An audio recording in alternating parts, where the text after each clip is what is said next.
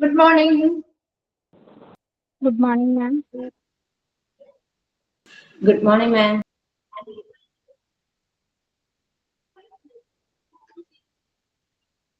Okay, നമ്മൾ കഴിഞ്ഞ ക്ലാസ്സിൽ എവിടെ വരെ എടുത്തു നിർത്തിയത്?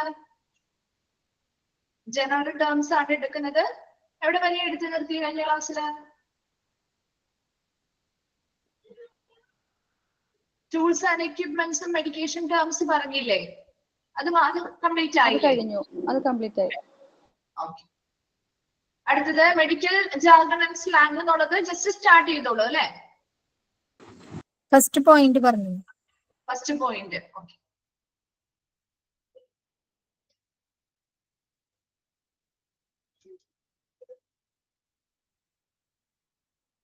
ഓക്കെ, അപ്പൊ മെഡിക്കൽ ജാർഗൺ ഓർ സ്ലാങ് എന്ന് പറഞ്ഞാൽ അവർ ഉപയോഗിക്കുന്ന കുറെ സ്ലാങ് അല്ലെങ്കിൽ പദപ്രയോഗങ്ങളെയാണ് നമ്മളിവിടെ പ്രധാനമായിട്ട് 4 എണ്ണമാണ് നിങ്ങൾക്ക് പഠിക്കാനുള്ളത്.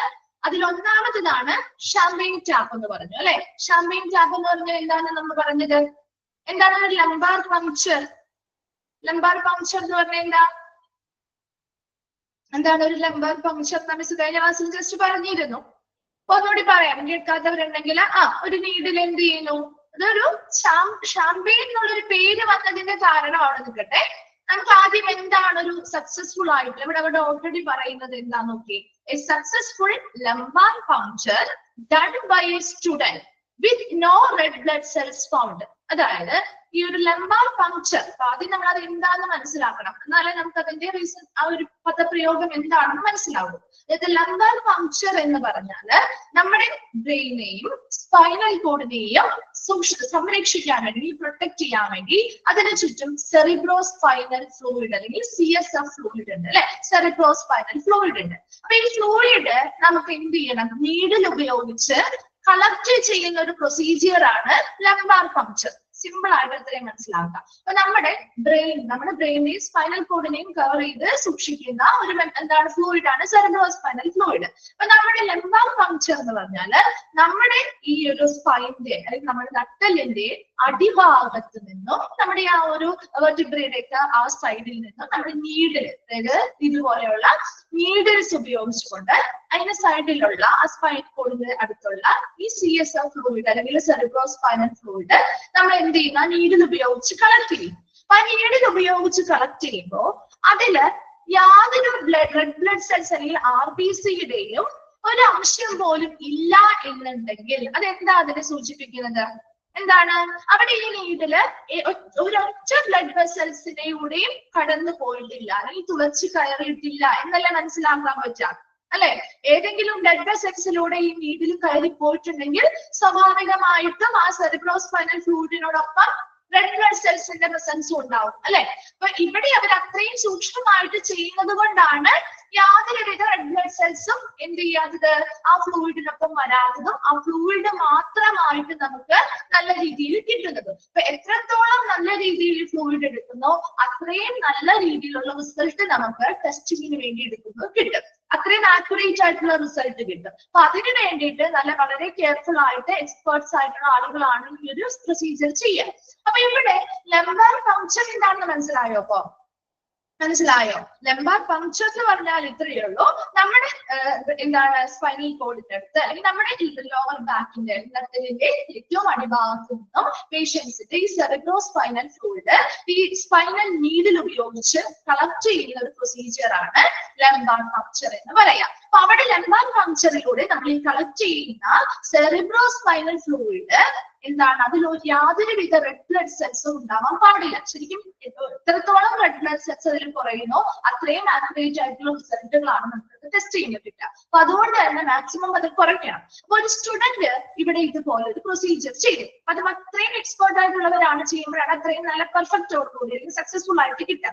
അപ്പൊ അങ്ങനെ ഒരു സ്റ്റുഡന്റ് ചെയ്ത സമയത്ത് അവർക്ക് എന്ത് കിട്ടി? ആ സ്റ്റുഡന്റിന് ഈ സെറിബ്രോ സ്പൈനൽ ഫ്ലൂയിഡ് വളരെ ക്ലിയർ ആയിട്ട് അല്ലെങ്കിൽ യാതൊരുവിധ റെഡ് ബ്ലഡ് സെൽസും ഇല്ലാതെ കിട്ടി. അപ്പൊ അത് അത്രയും സൂക്ഷ്മമായിട്ട് ചെയ്തത് കൊണ്ടാണ് അല്ലെ. അപ്പൊ അത്രയും യാതൊരുവിധ ബ്ലഡ് സെൽസിലൂടെയും ആ ഒരു നീഡിൽ കടത്തി വിടാതെ അവർ ആ ഒരു ഫ്ലൂയിഡ് കളക്ട് ചെയ്തത് കൊണ്ടാണ് ആ സ്റ്റുഡന്റിന് നല്ല രീതിയിലുള്ള സക്സസ്ഫുൾ ആയിട്ടൊരു ലംബാർ പങ്ക്ചർ അല്ലെങ്കിൽ ആ ഫ്ലൂയിഡ് ഇതിലൂടെ കളക്ട് ചെയ്യാൻ പറ്റിയത്.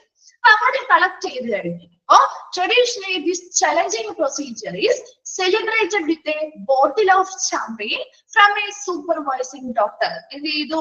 അങ്ങനെ ഒരു സ്റ്റുഡന്റിന് കിട്ടിയപ്പോ അവരെ സൂപ്പർവൈസ് ചെയ്യുന്ന ഡോക്ടറിന് ഭയങ്കര സന്തോഷമാണ് അല്ലെ. അപ്പൊ അയാൾ എന്ത് ചെയ്തു?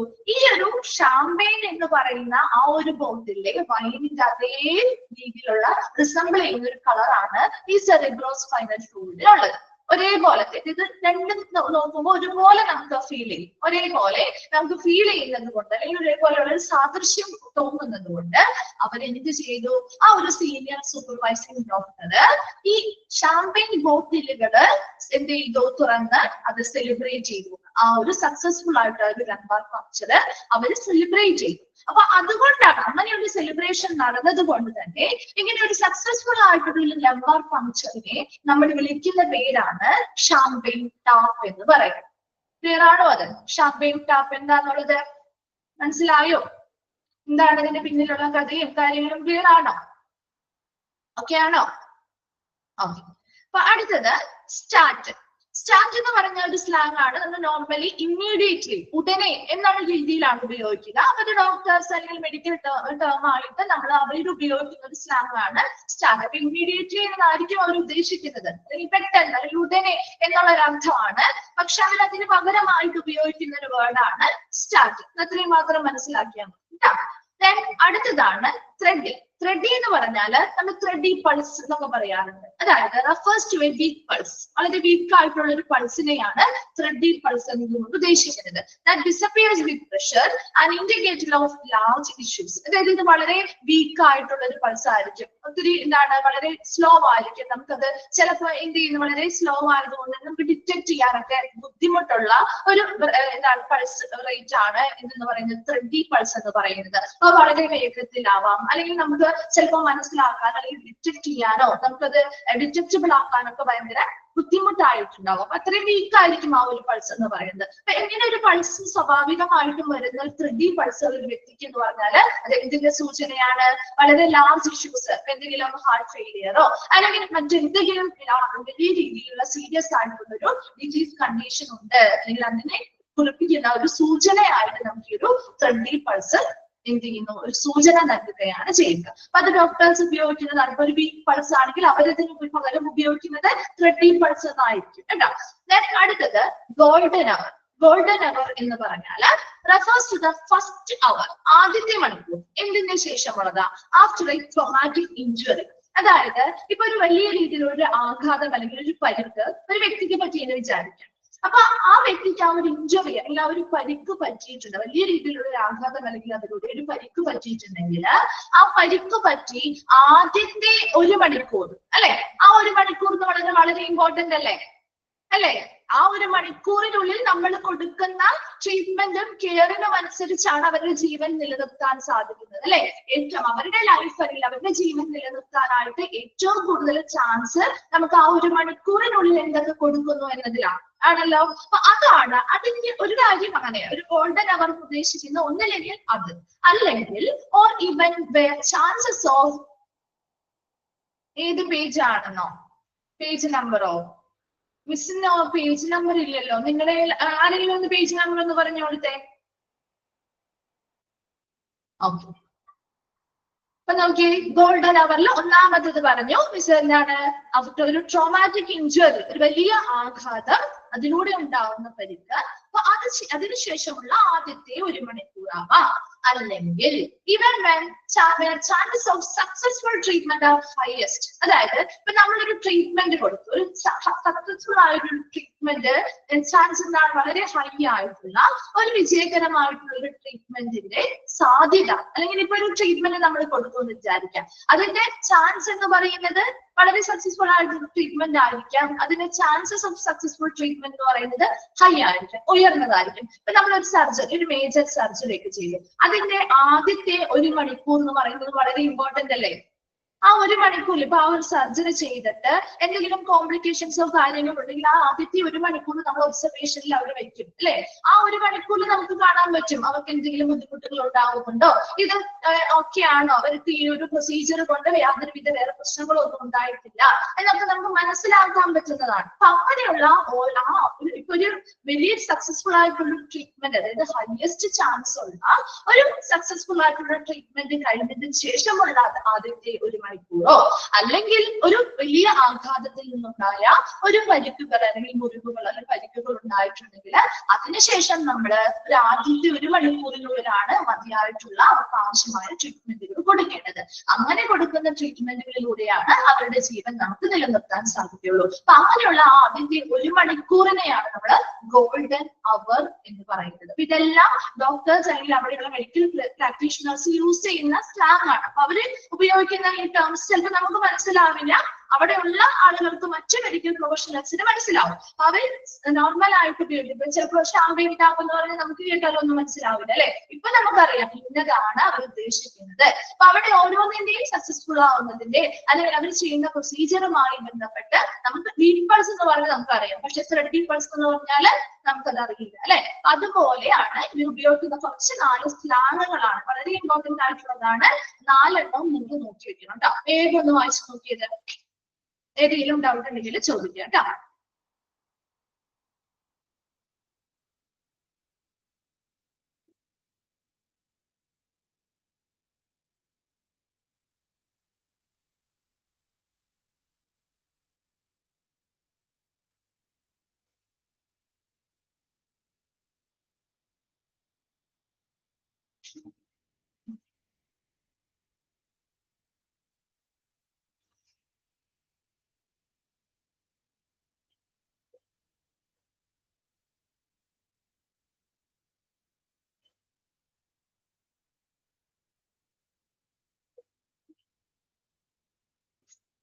ഓക്കെ, ക്ലിയർ ആണോ?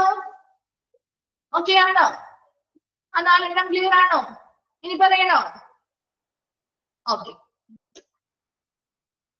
അടുത്തത് മെഡിക്കൽ പ്രൊസീജിയർ ആൻഡ് ടെസ്റ്റ്. നമ്മൾ ഹോസ്പിറ്റലിൽ ചെല്ലുമ്പോൾ ഒരുപാട് ടെസ്റ്റുകളും മെഡിക്കൽ പ്രൊസീജിയേഴ്സ് ഒക്കെ ചെയ്യാറുണ്ട് അല്ലെ. അപ്പൊ അതുമായി ബന്ധപ്പെട്ട് നമ്മൾ കുറച്ച് ടേംസ് പഠിക്കുന്നുണ്ട്.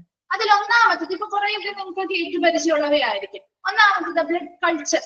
കേട്ടിട്ടുണ്ടോ? ബ്ലഡ് കൾച്ചറിന് കൊടുക്കാതെ നമ്മൾ ചിലപ്പോൾ എന്തെങ്കിലും ബാക്ടീരിയ ഇൻഫെക്ഷനോ കാര്യങ്ങളോ ഒക്കെ ആയിട്ട് ചെന്നാല് നമ്മുടെ ബ്ലഡ് കൾച്ചർ ചെയ്യാൻ കൊടുക്കാറുണ്ട് അല്ലെ. ഇവര് പറയാറുണ്ട് ഡോക്ടേഴ്സ് ബ്ലഡ് കൾച്ചർ ചെയ്തിട്ട് അതിന്റെ റിസൾട്ട് വരട്ടെ എന്നിട്ട് നമുക്ക് നോക്കാം എന്ന് പറയും അല്ലെ. ഇപ്പൊ ഇവിടെ നമ്മുടെ ബ്ലഡ് കൾച്ചർ എന്ന് പറഞ്ഞാൽ ഇത് തന്നെയാണ്. എന്താണ്? A test use to find any unusual bacteria or fungi in a patient's blood. ഒരു പേഷ്യന്റിന്റെ ഒരു രോഗിയുടെ രക്തത്തില് എന്തെങ്കിലും അസാധാരണമായിട്ടുള്ള ബാക്ടീരിയയോ ഫംഗസോ ഉണ്ടോ എന്ന് കണ്ടെത്താൻ വേണ്ടി നമ്മൾ നടത്തുന്ന ഒരു പരിശോധനയാണ് ബ്ലഡ് കൾച്ചർ എന്ന് പറയുന്നത്. അപ്പൊ എന്താണ് ഒരു test used to find any unusual bacteria or fungi in a patient's blood എന്ന് ചോദിക്കാം കേട്ടോ. ഈ ഒരു ഭാഗത്തുള്ളതിലെല്ലാം ചോദ്യങ്ങൾ വരാൻ സാധ്യത കൂടുതലാണ്. കാരണം എല്ലാം ഓരോരോ ടെസ്റ്റുകളാണ്, കൂടുതലും ഓരോ ടെസ്റ്റുകൾ അല്ലെങ്കിൽ പ്രൊസീജിയർ ആണ് കേട്ടോ. അപ്പൊ ബ്ലഡ് കൾച്ചർ എന്താണെന്നാ പറഞ്ഞത്? ഒരു പേഷ്യന്റിന്റെ ബ്ലഡില് ഒരു അൺയൂഷ്വൽ ആയിട്ടുള്ള ഒരിക്കലും അസാധാരണമായിട്ടുള്ള എന്തെങ്കിലും ബാക്ടീരിയയോ ഫംഗിയുടെയോ പ്രസൻസ് ഉണ്ടോ എന്ന് കണ്ടെത്താൻ വേണ്ടി നമ്മൾ ചെയ്യുന്ന ഒരു പരിശോധനയാണ് ബ്ലഡ് കൾച്ചർ എന്ന് പറയുന്നത്. ക്ലിയർ അല്ലേ? ഓക്കെ ആണോ? അടുത്തത് ബ്ലഡ് ഗ്യാസ്. പേരിൽ നിന്ന് തന്നെ നമുക്ക് കണക്ട് ചെയ്ത് പഠിക്കാവുന്നതുള്ളൂ കേട്ടോ. ബ്ലഡ് ഗ്യാസ് എന്ന് പറഞ്ഞാൽ A test show the gas phase component of blood including oxygen, carbon dioxide, pH balance etcetera. ഇപ്പൊ നമ്മുടെ ബ്ലഡിലെ ഗ്യാസ് ഫേസ് ലെവൽ എന്തൊക്കെയാണ്? ഗ്യാസിലെ കമ്പോണന്റ്, ഗ്യാസുമായി ബന്ധപ്പെട്ട കമ്പോണൻസ് ഈ ഘടകങ്ങൾ ഓക്സിജൻ ആവാം, കാർബൺ ഡയോക്സൈഡ്, അതുപോലെ ബ്ലഡിന്റെ pH ബാലൻസ് മുതലായിട്ടുള്ള കാര്യങ്ങൾ കാണിക്കുന്നതിന് വേണ്ടി നമ്മൾ ചെയ്യുന്ന ഒരു പരിശോധനയാണ് ബ്ലഡ് ഗ്യാസ് ടെസ്റ്റ് എന്ന് പറയുന്നത്. ക്ലിയർ ആണോ? ബ്ലഡ് ഗ്യാസ് ടെസ്റ്റ് എന്ന് പറഞ്ഞാൽ പേരിൽ നിന്ന് തന്നെ അറിയാം. നമ്മുടെ ബ്ലഡിലുള്ള ഗ്യാസ് ഇപ്പൊ ഓക്സിജൻ ആവാം, കാർബൺ ഡയോക്സൈഡ് ആവാം, അല്ലെങ്കിൽ അതിന്റെ pH ബാലൻസ് മുതലായ കാര്യങ്ങൾ അറിയാൻ അല്ലെങ്കിൽ കാണിക്കുന്നതിന് വേണ്ടി നമ്മൾ ചെയ്യുന്ന ആ ഒരു ടെസ്റ്റിനെയാണ് എന്തെന്ന് പറയുന്നത്? ബ്ലഡ് ഗ്യാസ് ടെസ്റ്റ് എന്ന് പറയുന്നത്. ഓക്കെ. മൂന്നാമത്തത് ബ്ലഡ് പ്രഷർ. എന്താണ് ബ്ലഡ് പ്രഷർ എന്ന് പറഞ്ഞാൽ measure of how well the blood is circulate അല്ലെ. നമ്മുടെ ബ്ലഡിന്റെ ബ്ലഡ് പ്രഷർ നമുക്ക് അറിയാവുന്ന കാര്യമാണ് അല്ലെ. രക്തം നമ്മുടെ ബോഡിയിലൂടെ എത്ര നന്നായിട്ട് സഞ്ചരിക്കുന്നു എന്നതിന്റെ ഒരു അളവാണ് ശരിക്കും ബ്ലഡ് പ്രഷർ എന്ന് പറയുന്നത് അല്ലെ. നോർമൽ ബ്ലഡ് പ്രഷർ മെഷർ എത്രയാണ്? ഇപ്പോൾ 120/84 അല്ലെ, 80-120 എന്നൊരു നോർമൽ റേഞ്ച് ആണ് നമ്മുടെ ബ്ലഡ് പ്രഷറിന് നോർമൽ ആയിട്ടുള്ളത്. 120/80 അല്ലെങ്കിൽ 80/120 എന്ന് പറയാറുണ്ട്. ഒരു അഡൾട്ട്സിന്റെ നോർമൽ ആയിട്ടുള്ള റേറ്റ് അതാണ്. ഇത് ചോദിക്കാറുണ്ട് കേട്ടോ. നോർമൽ ബ്ലഡ് പ്രഷറിലെ മെഷർ ചെയ്യുന്നതിന്റെ ആ ഒരു റേഞ്ച് ഒന്ന് നോക്കി വെക്കണം കേട്ടോ അഡൾട്ട്സിന്.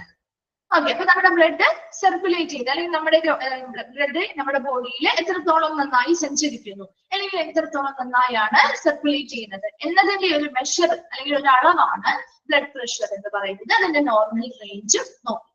ദെൻ അടുത്തതാണ് ബ്ലഡ് സ്വാബ്. ബ്ലഡ് സ്വാബ് എന്ന് പറഞ്ഞാല് A blood sample taken with a cotton tipped stick. അതായത് ഇപ്പൊ നമ്മുടെ ബഡ്സ് ഒക്കെ കണ്ടിട്ടില്ലേ നിങ്ങൾ?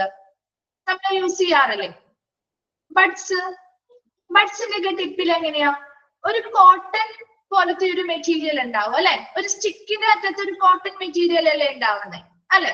അതുപോലത്തെ തന്നെ ഒരു എക്യുപ്മെന്റ് ഉപയോഗിച്ചാണ് നമ്മളിവിടെ ബ്ലഡ് സ്വാബ് എടുക്കുന്നത്. അതായത് ഇപ്പൊ എന്തെങ്കിലുമൊക്കെ ഒരു ആക്സിഡന്റോ അല്ലെങ്കിൽ എന്തെങ്കിലും ഇപ്പോ എന്തെങ്കിലുമൊക്കെ ആക്സിഡന്റ് കാര്യങ്ങൾ നടന്നു, അല്ലെങ്കിൽ ഇപ്പൊ എന്തെങ്കിലും ഒരു സൂയിസൈഡോ അല്ലെങ്കിൽ ഒരു മറ്റെന്തെങ്കിലും മർഡറോ കാര്യങ്ങളൊക്കെ നടന്നു എന്ന് വിചാരിക്കാം. അപ്പൊ നമ്മൾ അവിടെ പരിശോധനയ്ക്ക് ചെല്ലുമ്പോ ഇപ്പൊ അവിടെ ബ്ലഡിന്റെ പോലെയുള്ള ചിലപ്പോ ബ്ലഡ് സാമ്പിൾ വരും, ബ്ലഡിന്റെ സ്റ്റെയിൻസോ കാര്യങ്ങളൊക്കെ എടുക്കുമല്ലോ. അപ്പൊ അത് ബ്ലഡ് തന്നെയാണോ എന്ന് പരിശോധിക്കാൻ വേണ്ടിയിട്ട് നമ്മൾ ചെയ്യുന്ന ഒരു കാര്യമാണ് ബ്ലഡ് സ്വാബ് ടെസ്റ്റ് എന്ന് പറയും. അതായത് ഈ കോട്ടന്റെ ടിപ്പ്, ആ ഒരു കോട്ടൺ ടിപ്പിലുള്ള ആ സ്റ്റിക്ക് ഉപയോഗിച്ച് ആ ബ്ലഡ് എന്ത് ചെയ്യും, അതില് ആ ഒരു ബ്ലഡ് എന്ന് പറഞ്ഞാൽ റെഡ് കളറിലുള്ള ചിലപ്പോൾ ബ്ലഡ് ആവാം അല്ലാതിരിക്കാം. അപ്പൊ അത് നമ്മൾ അത് എന്ത് ചെയ്യുന്നു, അതിൽ എന്ത് ചെയ്യും, എടുത്തിട്ട് കുറച്ച് കെമിക്കൽസും കാര്യങ്ങളൊക്കെ ആഡ് ചെയ്യുമ്പോ കളർ ചേഞ്ച് ഉണ്ടാവുന്നുണ്ടെങ്കിൽ അത് ബ്ലഡ് ആണ്. അതല്ല അതേ റെഡ് കളറിൽ തന്നെയാണ് അത് അവിടെ നിലനിൽക്കുന്നതെങ്കിൽ അത് ബ്ലഡ് അല്ല എന്ന് മനസ്സിലാക്കാൻ വേണ്ടിയിട്ടുള്ളൊരു പ്രൊസീജിയറാണ്. അപ്പൊ അത് കുറച്ചുകൂടി ക്രൈംസ് ചെയ്ത ഇടങ്ങളില്, മർഡർ ഒക്കെ ചെയ്ത ഇടങ്ങളിലൊക്കെ ചിലപ്പോൾ നമ്മളെ എന്താണ് അന്വേഷണത്തിന്റെ ഭാഗമായിട്ട് ചെയ്യാറില്ല. അപ്പൊ അത് ഇതിന്റെ ബ്ലഡ് ആണോ അതോ ആ പേഷ്യൻസിന്റെ ബ്ലഡ് തന്നെയാണോ, ഇനി അത് കഴിഞ്ഞിട്ട് ബ്ലഡ് ആണ് എന്ന് ഉറപ്പാവുകയാണെങ്കിൽ ബാക്കിയുള്ള പല പ്രൊസീജിയേഴ്സും ടെസ്റ്റുകളും നമ്മൾ അതുമായി ചെയ്തു നോക്കും കേട്ടോ. അതിന് വേണ്ടിയിട്ട് ഉപയോഗിക്കുന്ന ഒരു മെത്തേഡാണ് ബ്ലഡ് സ്വാബ്. ശരിക്കും നമ്മുടെ ബഡ്സ് പോലെയുള്ള ഒരു സ്റ്റിക്കിന്റെ അകത്ത് കോട്ടൺ ടിപ്പ് ചെയ്തിട്ടുള്ള ഒരു സ്റ്റിക്കാണ്. അത് ഉപയോഗിച്ചാണ് നമ്മൾ ആ ബ്ലഡിന്റെ സാമ്പിൾ കളക്ട് ചെയ്യുന്നതും അതിൽ നിന്നും പരിശോധനകൾ നടത്തി അത് ബ്ലഡ് തന്നെയാണോ എന്ന് കൺഫേം ചെയ്യുന്നത്. ക്ലിയർ ആണോ blood swab? Next bowel disimpaction. ഇതാണ് ബോവൽ ഡിസിൻഫാക്ഷൻ എന്ന് പറഞ്ഞാല് മലവിസർജനവുമായി ബന്ധപ്പെട്ട് കേട്ടോ. Manual removal of hard and faecal matter from a patient's rectum. ഒരു പേഷ്യന്റിലെ രോഗിയുടെ മലാശയത്തിൽ നിന്നും കഠിനമായിട്ടുള്ള മലം നീക്കം ചെയ്യുന്ന ഒരു പ്രൊസീജിയർ അല്ലെങ്കിൽ ഒരു പ്രക്രിയയാണ് ബോവൽ ഡിസിൻഫാക്ഷൻ എന്ന് പറയുന്നത്. ഇപ്പൊ നമുക്കിപ്പോ എന്താണ് എന്തെങ്കിലുമൊക്കെ സിവിയർ ആയിട്ടുള്ള അല്ലെങ്കിൽ വളരെ സിവിയർ ആയിട്ടുള്ള ഒരു കോൺസ്റ്റിപ്പേഷൻ അല്ലെങ്കിൽ മലബന്ധമുള്ള ആളുകൾക്ക് ഇപ്പൊ ചിലപ്പോ ചില പേഷ്യൻസിനൊക്കെ ഒരുപാട് മെഡിസിൻസും കാര്യങ്ങളൊക്കെ കഴിച്ച് കഴിയുമ്പോൾ അവരുടെ ഫീക്കൽ മാറ്റർ അല്ലെങ്കിൽ അവരുടെ മലം ഭയങ്കര ഹാർഡായിട്ട് പോകും. അപ്പൊ അങ്ങനെ ഹാർഡായിട്ട് പോകും, അവർക്ക് നോർമൽ ആയിട്ട് എന്താണ് ടോയ്ലറ്റിലോ പോവാത്തൊരവസ്ഥ വരുന്ന സമയത്ത് നമുക്ക് ഒന്നില്ലെങ്കിൽ നിങ്ങൾ കേട്ട് കാണും എനിമ കൊടുക്കാന്ന് പറയും അല്ലെ. കേട്ടിട്ടുണ്ടോ എനിമ ചെയ്യുന്നത്? അങ്ങനെ ചെയ്യാം. അല്ലാന്നുണ്ടെങ്കിൽ ഇപ്പൊ ഇതെല്ലാം ഇതിന് ഉള്ളിൽ വരുന്നത് തന്നെയാണ് കേട്ടോ. ബോവൽ ഡിസിൻഫാക്ഷനിൽ വരുന്നത് തന്നെയാണ് എനിമ കൊടുക്കാം. അല്ലെങ്കിൽ ഗ്ലൗസ് ഉപയോഗിച്ചുകൊണ്ട് മാനുവലി നമ്മുടെ ഫിംഗേഴ്സ് ഉപയോഗിച്ചുകൊണ്ട് അതിന്റെ ബന്ധപ്പെട്ട അസിസ്റ്റന്റ് ഡോക്ടേഴ്സ് അല്ലെങ്കിൽ പാരാമെഡിക്സോ ആരെങ്കിലും വന്ന് അതിന്റെ അസിസ്റ്റൻസ് വന്ന് എന്ത് ചെയ്യാറുണ്ട്, ഡയറക്റ്റ് നേരിട്ട് ഗ്ലൗസ് ഉപയോഗിച്ചുകൊണ്ട് ഫിംഗേഴ്സ് ഉപയോഗിച്ചുകൊണ്ട് അത് റിമൂവ് ചെയ്യാറുണ്ട്. അല്ലാന്നുണ്ടെങ്കിൽ മൂന്നാമത്തെ ഒരെണ്ണമാണ് സപ്പോസിറ്ററീസ് വെക്കാം. സപ്പോസിറ്ററീസ് എവിടെ വെക്കാം? നമ്മുടെ മലാശയത്തിന്റെ ആ ഒരു ലക്ഷം ഭാഗത്താണ് അല്ലെ. അപ്പൊ സപ്പോസിറ്ററീസ് വെച്ച് കൊടുക്കുക. അല്ലെന്നുണ്ടെങ്കിൽ ഇനി നേരിട്ട് ഇനി അതും പറ്റില്ല എന്നാണെങ്കിൽ നമ്മുടെ ഓറലി നമുക്ക് കഴിക്കാൻ പറ്റുന്ന രീതിയിലുള്ള സിറപ്പ് പോലെയുള്ള ലാക്സേറ്റീവ്സ് കൊടുത്തുകൊണ്ടോ ഇത് എന്ത് ചെയ്യാം, പരിഹരിക്കാം. അപ്പൊ 4 മെത്തേഡിലൂടെയാണ് നമുക്ക് ബൗൾ ഡിസിൻഫാക്ഷൻ അല്ലെങ്കിൽ ആ ഹാർഡൻഡ് ആയിട്ടുള്ള ഫീക്കൽ മാറ്റർ ആ പേഷ്യന്റിന്റെ രക്തത്തിൽ നിന്ന് അല്ലെങ്കിൽ മലാശയത്തിൽ നിന്ന് എന്ത് ചെയ്യാൻ പറ്റുന്നത്, നീക്കം ചെയ്യാൻ പറ്റുന്നത്. ഒന്നാമത്തത് എനിമ കൊടുക്കുക. രണ്ടാമത്തത് ഡയറക്റ്റ് നമ്മൾ ഗ്ലൗസ് ഉപയോഗിച്ചുകൊണ്ട് ഫിംഗേഴ്സ് ഉപയോഗിച്ചുകൊണ്ട് നീക്കം ചെയ്യാം, മാനുവൽ ആയിട്ട്. മൂന്നാമത്തത് സപ്പോസിറ്ററീസ് യൂസ് ചെയ്തുകൊണ്ട് ചെയ്യാം. നാലാമത്തത് ഓറൽ ആയിട്ടുള്ള ലാക്സേറ്റീവുകൾ കൊടുത്തുകൊണ്ട് ചെയ്യാം. ക്ലിയർ ആണ്? ദെൻ അടുത്തത് സെൻട്രൽ ലൈൻ. സെൻട്രൽ ലൈൻ എന്ന് പറഞ്ഞാൽ നമ്മുടെ കത്തീഡ്രൽ പ്ലേസ് ചെയ്യുന്നതാണ്. അതായത് placed in a large vein. Large വെയിനിൽ ഒരു കത്തീഡ്രൽ പ്ലേസ് ചെയ്യുന്നതാണ് central line. That allows multiple IV fluids to be given and blood to be drawn more easily. അപ്പൊ large vein ആയതുകൊണ്ട് തന്നെ നമ്മൾ അവിടെ കത്തീഡ്രൽ പ്ലേസ് ചെയ്തിട്ട് നമുക്ക് ഇപ്പോ ഒറ്റ ഫ്ലൂയിഡ് മാത്രമല്ല പല IV ഫ്ലൂയിഡ്സ് നമുക്ക് അതിലൂടെ എന്ത് ചെയ്യാൻ പറ്റും, കയറ്റി വിടാനായിട്ട് വരും. കാരണം വലിയ വെയിൻ ആണ്, അതുകൊണ്ട് വേറെ സീരിയസ് കോംപ്ലിക്കേഷൻസോ കാര്യങ്ങളോ ഒന്നും ഉണ്ടാവില്ല. ആ blood to be drawn more easily. നമുക്ക് ബ്ലഡ് ഒക്കെ എടുക്കണം, എന്തെങ്കിലും ടെസ്റ്റ് ചെയ്യാനൊക്കെ ബ്ലഡ് ഒക്കെ എടുക്കണമെങ്കിൽ നമുക്ക് എളുപ്പത്തിൽ ബ്ലഡ് അതിൽ നിന്ന് വലിച്ചെടുക്കാനും സാധിക്കും. അപ്പൊ അതിനെയാണ് സെൻട്രൽ ലൈൻ. ഈ ലാർജ് വെയിനില് കത്തീഡ്രൽ പ്ലേസ് ചെയ്യുന്നു. അവിടെ നമുക്ക് മൾട്ടിപ്പിൾ ആയിട്ടുള്ള IV ഫ്ലൂയിഡ്സ് നമുക്ക് കൊടുക്കാൻ പറ്റും. അതുപോലെ തന്നെ ബ്ലഡ് നമുക്ക് എളുപ്പത്തിൽ അതിൽ നിന്ന് വലിച്ചെടുക്കാനും സാധിക്കും. ഓക്കെ, ദെൻ അടുത്തതാണ് സി സെക്ഷൻ. അത് നിങ്ങൾക്ക് അറിയാവുന്നതാണ് അല്ലെ. സിസേറിയൻ സെക്ഷൻ എന്ന് പറയുന്ന ഒരു ടേമിന്റെ ഷോർട്ട് ഫോം ആണ് സി സെക്ഷൻ എന്ന് നമ്മൾ വിളിക്കുന്നത് അല്ലെ. Then surgical delivery of the baby through the abdominal wall. അല്ലെ, നമ്മുടെ വയറിന്റെ അബ്ഡോമിനൽ ഭിത്തി ഇതിൽ വാൾ എന്ത് ചെയ്യുന്നു, സർജറി ചെയ്ത് നമ്മൾ ആ സർജറിയിലൂടെ ശസ്ത്രക്രിയയിലൂടെ കുഞ്ഞിനെ പ്രസവിക്കുന്ന അല്ലെങ്കിൽ പുറത്തെടുക്കുന്ന അല്ലെങ്കിൽ പ്രസവിക്കുന്ന ശസ്ത്രക്രിയയിലൂടെ പ്രസവിക്കുന്ന ഒരു രീതിയാണ് സി സെക്ഷൻ അല്ലെങ്കിൽ സിസേറിയൻ സെക്ഷൻ എന്ന് പറയുന്നത്. Then pulse ox. ഇത് നമ്മൾ പൾസ് ഓക്സിമീറ്റർ ഒക്കെ കണ്ടിട്ടില്ലേ? കോവിഡ് സമയത്ത് ഒത്തിരി നമ്മൾ ഉപയോഗിച്ചുകൊണ്ടിരുന്ന ഒരു സാധനമാണ് അല്ലെ പൾസ് ഓക്സിമീറ്റർ. നോക്കിയേ, measure of oxygen saturation in blood. നമ്മുടെ ബ്ലഡിലുള്ള ഓക്സിജന്റെ സാച്ചുറേഷൻ അല്ലെങ്കിൽ എത്രത്തോളം പെർസെന്റേജ് ഓഫ് ഹീമോഗ്ലോബിൻ നമ്മുടെ ബ്ലഡിലെ ഓക്സിജനെ ക്യാരി ചെയ്ത് കൊണ്ടുപോകുന്ന ഹീമോഗ്ലോബിന്റെ പെർസെന്റേജ് എത്രത്തോളം ഉണ്ടെന്ന് മെഷർ ചെയ്യുന്നതാണ് പൾസ് ഓക്സിമീറ്റർ എന്ന് പറയുന്നത്. Then intubation. എന്താണ് intubation? Insertion of an endotracheal tube to assist patient breathing. അപ്പൊ എയർവേ ക്ലിയർ ചെയ്യാൻ വേണ്ടി നമ്മൾ ഇന്റബേഷൻ ചെയ്യുന്നു. എൻഡോട്രക്കിയൽ ട്യൂബ് കടത്തിവിടും അല്ലെ, നോസിലൂടെയോ മൗത്തിലൂടെയോ ഒക്കെ നമ്മൾ ട്രക്കിയയുടെ ഭാഗത്തുകൂടെ എന്ത് ചെയ്യുന്നു, ട്രക്കിയയിലേക്ക് ഒരു എന്ത് കടത്തിവിടും, ഒരു ഫ്ലെക്സിബിൾ ആയിട്ടുള്ള ഒരു തിൻ ട്യൂബ് കടത്തിവിടും അല്ലെ. അത് എൻഡോട്രക്കിയൽ ട്യൂബ് കടത്തിവിടുന്ന ആ ഒരു പ്രൊസീജിയറിനെയാണ് ഇന്റബേഷൻ എന്ന് പറയുന്നത്. കടത്തിവിടുന്ന ആ ഒരു പ്രൊസീജിയറിനെ പല പേഷ്യൻസിന്റെ ബ്രീത്തിങ്ങിന് വേണ്ടി സഹായിക്കുന്നതിന് വേണ്ടിയിട്ടാണ്. അടുത്തതാണ് ലാപ്രോട്ടോമി. ലാപ്രോട്ടോമി എന്താ? Any surgery involve an incision in the abdominal wall. നമ്മുടെ അബ്ഡോമിനൽ വാള് അല്ലെങ്കിൽ വയറിന്റെ ഭിത്തിയില് മുറിവുണ്ടാക്കുന്ന ഏതെങ്കിലും സർജറിയെ, ഏത് സർജറിയെ നമുക്ക് എന്ത് പറയാം, ലാപ്രോട്ടോമി എന്ന് പറയാം. നമ്മുടെ അബ്ഡോമിനൽ വാളില് ഒരു ഇൻസിഷൻ അല്ലെങ്കിൽ ഒരു മുറിവുണ്ടാക്കി ചെയ്യുന്ന സർജറികളെയാണ് ലാപ്രോട്ടോമി എന്ന് പറയുന്നത്. ആ ഒരു പേജിൽ ഇപ്പൊ നമ്മൾ പറഞ്ഞത് മാത്രം വേഗം ഒന്ന് നോക്കാം. ബ്ലഡ് കൾച്ചർ എന്ന് പറഞ്ഞാല് നമ്മുടെ പേഷ്യന്റിന്റെ ബ്ലഡില് ഏത് വേണമെങ്കിലും ആവാട്ടോ, ഏതൊരു പ്രൊസീജിയർ വേണമെങ്കിലും ആവാം കേട്ടോ. ഇതിൽ ഉൾപ്പെടുന്ന എല്ലാ പ്രൊസീജിയറും അബ്ഡോമിനൽ വാളിൽ ഉണ്ടാക്കുന്ന ഏതൊരു പ്രൊസീജിയറിൽ ഏത് സർജറി വേണമെങ്കിലും അത് ഉൾപ്പെടാം. നോക്കിയേ, പേഷ്യന്റിന്റെ ബ്ലഡിലെ എന്തെങ്കിലും അസാധാരണമായ ബാക്ടീരിയയോ അല്ലെങ്കിൽ ഫംഗസിന്റെയോ പ്രസൻസ് കണ്ടെത്താൻ വേണ്ടി നമ്മൾ ചെയ്യുന്ന ഒരു ടെസ്റ്റ് ആണ് ബ്ലഡ് കൾച്ചർ എന്ന് പറയുന്നത്. ഇനി ബ്ലഡ് ഗ്യാസ് എന്ന് പറയുമ്പോൾ ആ ബ്ലഡിലുള്ള ഗ്യാസ് ഫേസ് കമ്പോണൻസ് അല്ലെങ്കിൽ ഘടകങ്ങൾ ഏതാണ്, ഓക്സിജൻ, കാർബൺ ഡയോക്സൈഡ്, അതുപോലെ ബ്ലഡിന്റെ pH മൂല്യം അല്ലെങ്കിൽ ബാലൻസ് എത്രത്തോളം ഉണ്ട്, ഇങ്ങനെയുള്ള കാര്യങ്ങളൊക്കെ അറിയാൻ വേണ്ടി നമ്മൾ ചെയ്യുന്ന പരിശോധനയാണ് ബ്ലഡ് ഗ്യാസ് ടെസ്റ്റ് എന്ന് പറയുന്നത്. ഇനി ബ്ലഡ് പ്രഷർ എന്ന് പറയുന്നത് നമ്മുടെ ബോഡിയിലെ എത്രത്തോളം നന്നായി നമ്മുടെ ബ്ലഡ് എന്ത് ചെയ്യുന്നു, സർക്കുലേറ്റ് ചെയ്യുന്നു അല്ലെങ്കിൽ സഞ്ചരിക്കുന്നു എന്ന മെഷർ ആണ്, ഇതിന്റെ ഒരു അളവാണ് ബ്ലഡ് പ്രഷർ എന്ന് പറയുന്നത്. നോർമൽ ആയിട്ടുള്ള ഒരു അഡൾട്ടിന്റെ ബ്ലഡ് പ്രഷർ റേഞ്ച് എന്ന് പറയുന്നത് 80 to 120 ആണ് നോർമൽ റേഞ്ച്. അടുത്തത് ബ്ലഡ് സ്വാബ് എന്ന് പറയുന്നത് ഒരു കോട്ടൺ ടിപ്പഡ് ആയിട്ടുള്ള സ്റ്റിക്ക് ഉപയോഗിച്ചുകൊണ്ട് ബ്ലഡ് സാമ്പിൾ എടുക്കുന്നതിനെയാണ് ബ്ലഡ് സ്വാബ് എന്ന് പറയുന്നത്. ആ ഒരു സാമ്പിൾ ഉപയോഗിച്ച് നമ്മൾ അത് ടെസ്റ്റ് ചെയ്യുന്നു. പലതരത്തിലുള്ള റിയാജൻസ് ഉപയോഗിച്ചുകൊണ്ട് നമ്മൾ പരിശോധിക്കുമ്പോൾ ആ ഒരു സ്വാബിൽ അല്ലെങ്കിൽ ആ ഒരു കോട്ടൺ ടിപ്പിലുള്ള ആ ഒരു കളറുള്ള ആ ഒരു ലിക്വിഡ് അത് കളർ ചേഞ്ച് ആവുകയാണെങ്കിൽ അത് ബ്ലഡ് ആണെന്ന് നമുക്ക് കൺഫേം ചെയ്യാം, അല്ലെങ്കിൽ അത് ബ്ലഡ് അല്ല എന്ന് കൺഫേം ചെയ്യാം. ഇനി ബോവൽ ഡിസിൻഫാക്ഷൻ എന്ന് പറഞ്ഞാൽ നമ്മൾ ഒരു പേഷ്യന്റിനെ എന്താണ് മലാശയത്തിൽ നിന്നും ഹാർഡൻ ആയിട്ടുള്ള വളരെ കട്ടിയുള്ള മലം നീക്കം ചെയ്യുന്ന ഒരു പ്രൊസീജിയർ ആണ് ബോവൽ ഡിസിൻഫാക്ഷൻ. ദെൻ സെൻട്രൽ ലൈൻ എന്ന് പറഞ്ഞാൽ ലാർജ് വെയിലേക്ക് കത്തീറ്റർ പ്ലേസ് ചെയ്യുന്ന ഒരു പ്രൊസീജിയർ ആണ്. അങ്ങനെ ലാർജ് വെയിലേക്ക് കത്തീറ്റർ പ്ലേസ് ചെയ്യുന്നത് കൊണ്ട് തന്നെ നമുക്ക് മൾട്ടിപ്പിൾ ആയിട്ടുള്ള IV ഫ്ലൂയിഡ്സ് കൊടുക്കാൻ പറ്റും. അതോടൊപ്പം തന്നെ ബ്ലഡ് ഒക്കെ ആവശ്യത്തിനുള്ള ബ്ലഡുകൾ നമുക്ക് എളുപ്പത്തിൽ അതിൽ നിന്നും വലിച്ച് ടെസ്റ്റുകളോ കാര്യങ്ങൾക്കോ വേണ്ടിയിട്ട് പുറത്തേക്ക് എടുക്കാനും സാധിക്കും. സി സെക്ഷൻ എന്ന് പറഞ്ഞാൽ സിസേറിയൻ സെക്ഷന്റെ ഷോർട്ട് ഫോം ആണ്. നമ്മുടെ അബ്ഡോമിനൽ വാളിൽ ഒരു മുറിവുണ്ടാക്കി ശസ്ത്രക്രിയയിലൂടെ പ്രസവിക്കുന്ന ഒരു രീതിയാണ് സി സെക്ഷൻ. അടുത്തത് പൾസ് ഓക്സിമീറ്റർ എന്ന് പറഞ്ഞാൽ നമ്മുടെ ബ്ലഡിലുള്ള ഓക്സിജന്റെ സാച്ചുറേഷൻ, അല്ലെങ്കിൽ എത്രത്തോളം പെർസെന്റേജ് ഓഫ് ഹീമോഗ്ലോബിൻ ഉണ്ട്.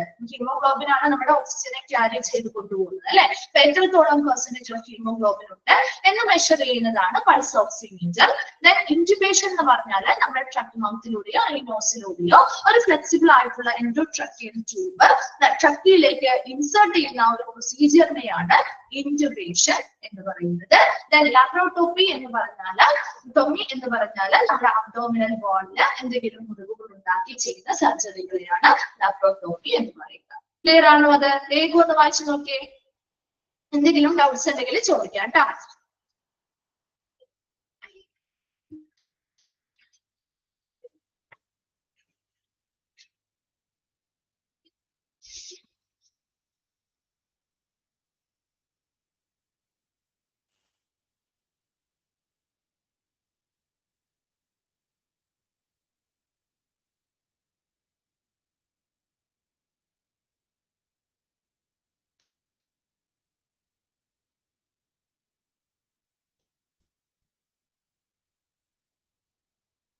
ബോവൽ ഡിസിൻഫാക്ഷൻ എന്ന് പറഞ്ഞാൽ മലവിസർജനം.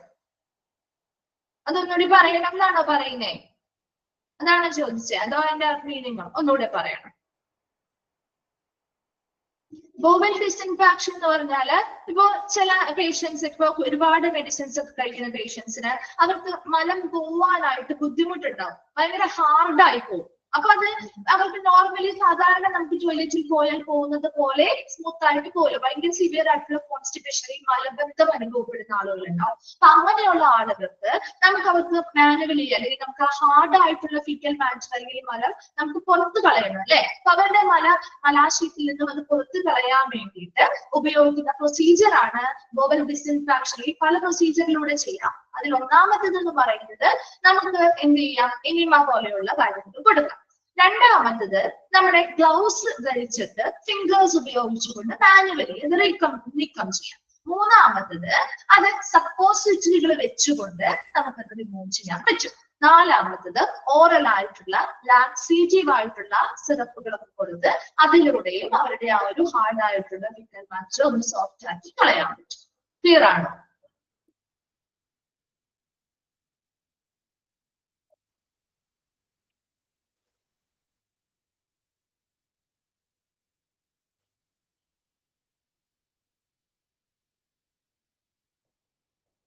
ഓക്കെ ആണോ?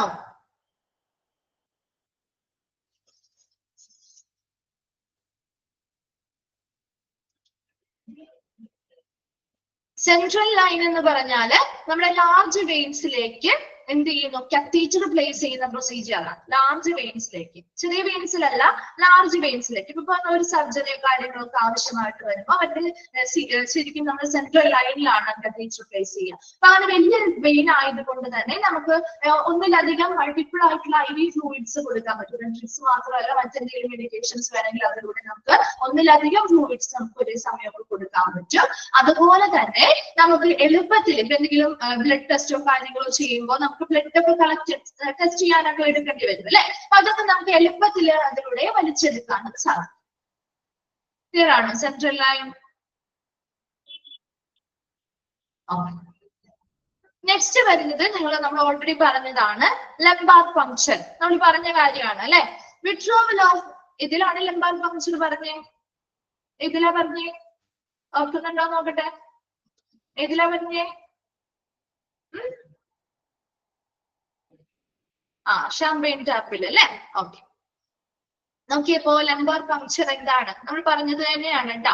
നോക്കി, withdrawal of cerebrospinal fluid through a hollow needle inserted into the lumbar region. നമ്മുടെ അരക്കെട്ടിന്റെ ആ ഒരു ലംബാർ റീജിയൻ എന്ന് പറഞ്ഞാൽ ആ ഒരു അരക്കെട്ടിന്റെ ഭാഗമാണ്. ഇങ്ങനെ നട്ടിലിങ്ങനെ വളച്ചിരുത്തിയിട്ടൊക്കെയാണ് ആ ഒരു പ്രൊസീജിയർ ചെയ്യാറ്, അല്ലെങ്കിൽ ചരിച്ച് കിടത്തിയിട്ടോ അപ്പൊ അങ്ങനെയൊക്കെയാണ് കൂടുതൽ ആ പ്രൊസീജിയർ ചെയ്യാറ്. നമ്മുടെ ആ ഒരു നട്ടലിന്റെ ആ ഒരു അരക്കെട്ടിന്റെ ഭാഗത്ത് നിന്നോ ഒരു ഹോളോ നീഡില് അല്ലെങ്കിൽ ഒരു നീഡില് ഇൻസേർട്ട് ചെയ്തിട്ട്, ഒരു ഹോളോ നീഡിൽ ഇൻസേർട്ട് ചെയ്ത് അതിലൂടെ അവിടെ നിന്നുള്ള സെറിബ്രോസ്പൈനൽ ഫ്ലൂയിഡ് വലിച്ചെടുക്കുന്ന അല്ലെങ്കിൽ വിഡ്രോ ചെയ്യുന്ന ഒരു പ്രൊസീജിയർ ആണ് ലംബാർ പങ്ക്ചർ എന്ന് പറയുന്നത്. And also referred to as spinal tap. ഇതിനെ അറിയപ്പെടുന്ന മറ്റൊരു പേരാണ് സ്പൈനൽ ടാപ്പ് എന്ന് കൂടി വിളിക്കാറുണ്ട്. അപ്പൊ അണ്ടർലൈൻ ചെയ്തിട്ടോ കേട്ടോ. അതിനെ അറിയപ്പെടുന്ന മറ്റൊരു പേര്, ലംബാർ പങ്ക്ചറിനെ അറിയപ്പെടുന്ന മറ്റൊരു പേരാണ് സ്പൈനൽ ടാപ്പ് എന്ന്. അപ്പൊ സ്പൈനൽ ടാപ്പ് എന്ന് ചോദിച്ചാലും ഇത് തന്നെയാണ് എന്നൊന്ന് മനസ്സിലാക്കി വെക്കണം.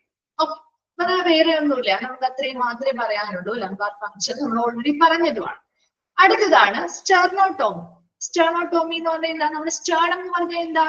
നമ്മുടെ ബ്രസ്റ്റ് ബോൺ ആണ് അല്ലെ. അപ്പൊ സ്റ്റേർണത്തിന്റെ അവിടെയുള്ള surgical opening of the breast bone. Breast bone അല്ലെങ്കിൽ നമ്മുടെ സ്റ്റേർണത്തിന്റെ സർജിക്കൽ ഓപ്പണിംഗ് അല്ലെങ്കിൽ ഒരു ശസ്ത്രക്രിയയിലുള്ള ഒരു ഓപ്പണിങ്ങിനെയാണ്, ശസ്ത്രക്രിയയിലൂടെ ഒരു ഓപ്പണിംഗ് സൃഷ്ടിക്കുന്നതിനെയാണ് സ്റ്റെർണോട്ടോമി എന്ന് പറയുന്നത്.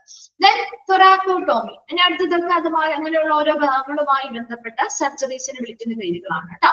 തൊറാക്കോട്ടോമി എന്ന് പറഞ്ഞാൽ നമ്മുടെ ചെസ്റ്റ് ക്യാവിറ്റി അല്ലെങ്കിൽ തൊറാസിക് ക്യാവിറ്റി എന്ന് പറയാറുണ്ട് അല്ലെ. നമ്മുടെ ചെസ്റ്റ് ക്യാവിറ്റി അല്ലെങ്കിൽ തൊറാസിക് ക്യാവിറ്റി എന്നാണ് അതിനെ ഉപയോഗിക്കാറ്.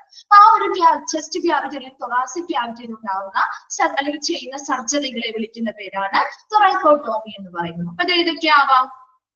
ഏതൊക്കെ വരും? തൊറാസിക് അല്ലെങ്കിൽ നമ്മുടെ ചെസ്റ്റ് ക്യാവിറ്റിയുമായി ബന്ധപ്പെട്ട ലങ്സ് വരാം, ഹാർട്ട് വരാം അല്ലെ. അപ്പൊ അങ്ങനെയുള്ള എല്ലാ സർജറികളെയും നമ്മൾ തൊറാക്കോട്ടോമി എന്ന് തന്നെ വിളിക്കാം കേട്ടോ. ആ സർജറികൾ എല്ലാത്തിനെയും കളക്റ്റീവായിട്ട് നമുക്ക് വിളിക്കാൻ പറ്റുന്ന പേരാണ്. ദെൻ ടോക്സ് സ്ക്രീൻ എന്ന് പറഞ്ഞാൽ എന്തായിരിക്കും?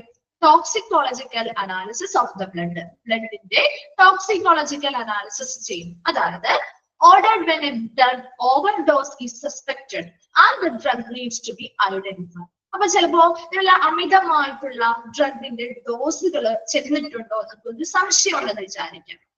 അപ്പൊ അങ്ങനെയുള്ള പേഷ്യൻസിന്റെ ബോഡിയിൽ അങ്ങനെ അമിതമായിട്ടുള്ള ഡ്രഗിന്റെ ഡോസ് ചെന്നിട്ടുണ്ടോ, ഇനി ചെന്നിട്ടുണ്ടെങ്കിൽ അത് ഏത് ഡ്രഗ് ആണ് എന്നൊക്കെ നമുക്ക് കണ്ടെത്താൻ പറ്റുന്ന ഒരു ടെസ്റ്റ് ആണ് ഈ പറയുന്ന ടോക്സ് സ്ക്രീൻ അല്ലെങ്കിൽ ടോക്സിക്കോളജിക്കൽ അനാലിസിസ് ചെയ്യുക എന്ന് പറയുന്നത്. അപ്പൊ ആ പ്രസൻസ് ഓഫ് ഡ്രഗിന്റെ പ്രസൻസ് ഒക്കെ നമുക്ക് എന്ത് ചെയ്യാൻ പറ്റും? ഡിറ്റക്ട് ചെയ്യാൻ അല്ലെങ്കിൽ കണ്ടെത്താൻ സഹായിക്കുന്ന ഒരു പരിശോധനയാണ് ടോക്സിക്കോളജിക്കൽ അനാലിസിസ് ഓഫ് ബ്ലഡ് അല്ലെങ്കിൽ ടോക്സ് സ്ക്രീൻ ടെസ്റ്റ് എന്ന് പറയുന്നത്. ബ്ലഡില് എന്തെങ്കിലും ടോക്സിക് ആയിട്ടുള്ള, ഇപ്പൊ ഓവർ ഡോസ് ആയിട്ട് ഡ്രഗ്സിന്റെ പ്രസൻസ് ഉണ്ടോ, അല്ലെങ്കിൽ അമിതമായിട്ടുള്ള ഡ്രഗ്സ് ഡോസ് ചെന്നിട്ടുണ്ടോ, ചെന്നിട്ടുണ്ടെങ്കിൽ അതിന്റെ പ്രസൻസ് കണ്ടെത്താൻ, അത് ഏത് ഡ്രഗ് ആണെന്ന് കണ്ടെത്താനൊക്കെ വേണ്ടിയിട്ടുള്ള ഒരു അനാലിസിസ് അല്ലെങ്കിൽ പരിശോധനയാണ് ടോക്സ് സ്ക്രീൻ ടെസ്റ്റ് എന്ന് പറയുന്നത്. ഓക്കെ, അൾട്രാസൗണ്ട് നിങ്ങൾക്ക് അറിയാവുന്നതാണല്ലോ അല്ലെ, നമ്മൾ പഠിച്ചതാണ്. Form of diagnostic imaging that uses high frequency sound waves. ഉയർന്ന സൗണ്ട് വേവ്സ് ഫ്രീക്വൻസിയിലുള്ള സൗണ്ട് വേവ്സ് ഉപയോഗിച്ചുകൊണ്ട് ചെയ്യുന്ന ഒരു രോഗനിർണയ ഇമേജിംഗ് ടെക്നിക്കാണ് അൾട്രാസൗണ്ട് സ്കാനിങ് എന്ന് പറയുന്നത്. അടുത്തത് വെനി പങ്ക്ചർ. എന്താ venipuncture? The drawing of blood from a vein. ഒരു വെയിനിൽ നിന്നും രക്തം വലിച്ചെടുക്കുന്ന ഒരു പ്രക്രിയയാണ് വെനി പങ്ക്ചർ എന്ന് പറയുക. ഇത്രയും ഒരു 6 എണ്ണം നമ്മൾ പറഞ്ഞു. അതൊന്നുകൂടി നോക്കാം. ലംബാർ പങ്ക്ചർ എന്ന് പറഞ്ഞാൽ എന്താണ്? നമ്മുടെ ലംബാർ റീജിയൻ, നമ്മുടെ അരക്കെട്ടിന്റെ ആ ഭാഗത്ത് നിന്നും ഒരു ഹോളോ നീഡിൽ ഉപയോഗിച്ചുകൊണ്ട് അവിടെ നിന്നും സെറിബ്രോസ്പൈനൽ ഫ്ലൂയിഡ് വലിച്ചെടുക്കുന്ന പ്രക്രിയയാണ് ലംബാർ പങ്ക്ചർ. അതിനെ വിളിക്കുന്ന മറ്റൊരു പേരാണ് സ്പൈനൽ ടാപ്പ് എന്ന് പറയുന്നത്. അത് ക്ലിയർ ആണോ?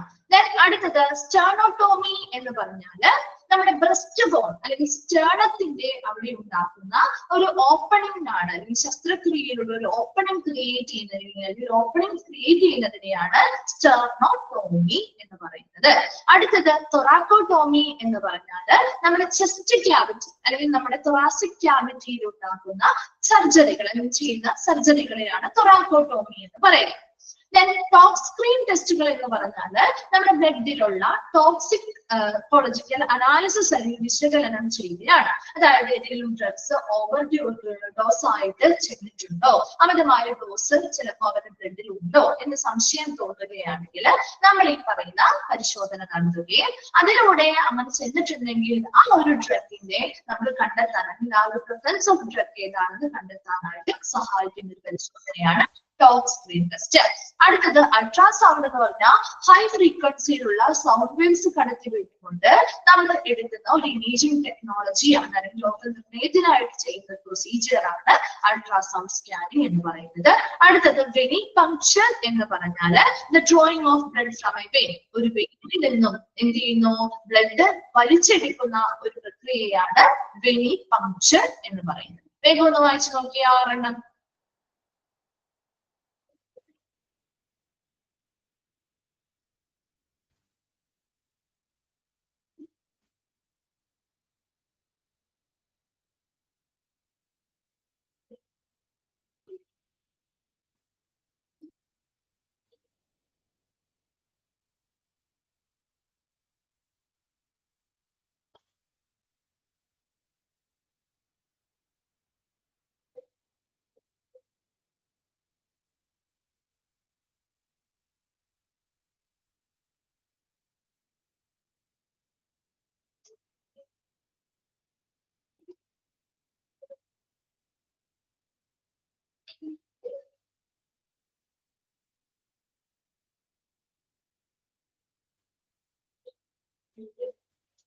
വായിച്ചു കഴിയുമ്പോൾ ഒന്ന് റിപ്ലൈ ചെയ്യണം കേട്ടോ.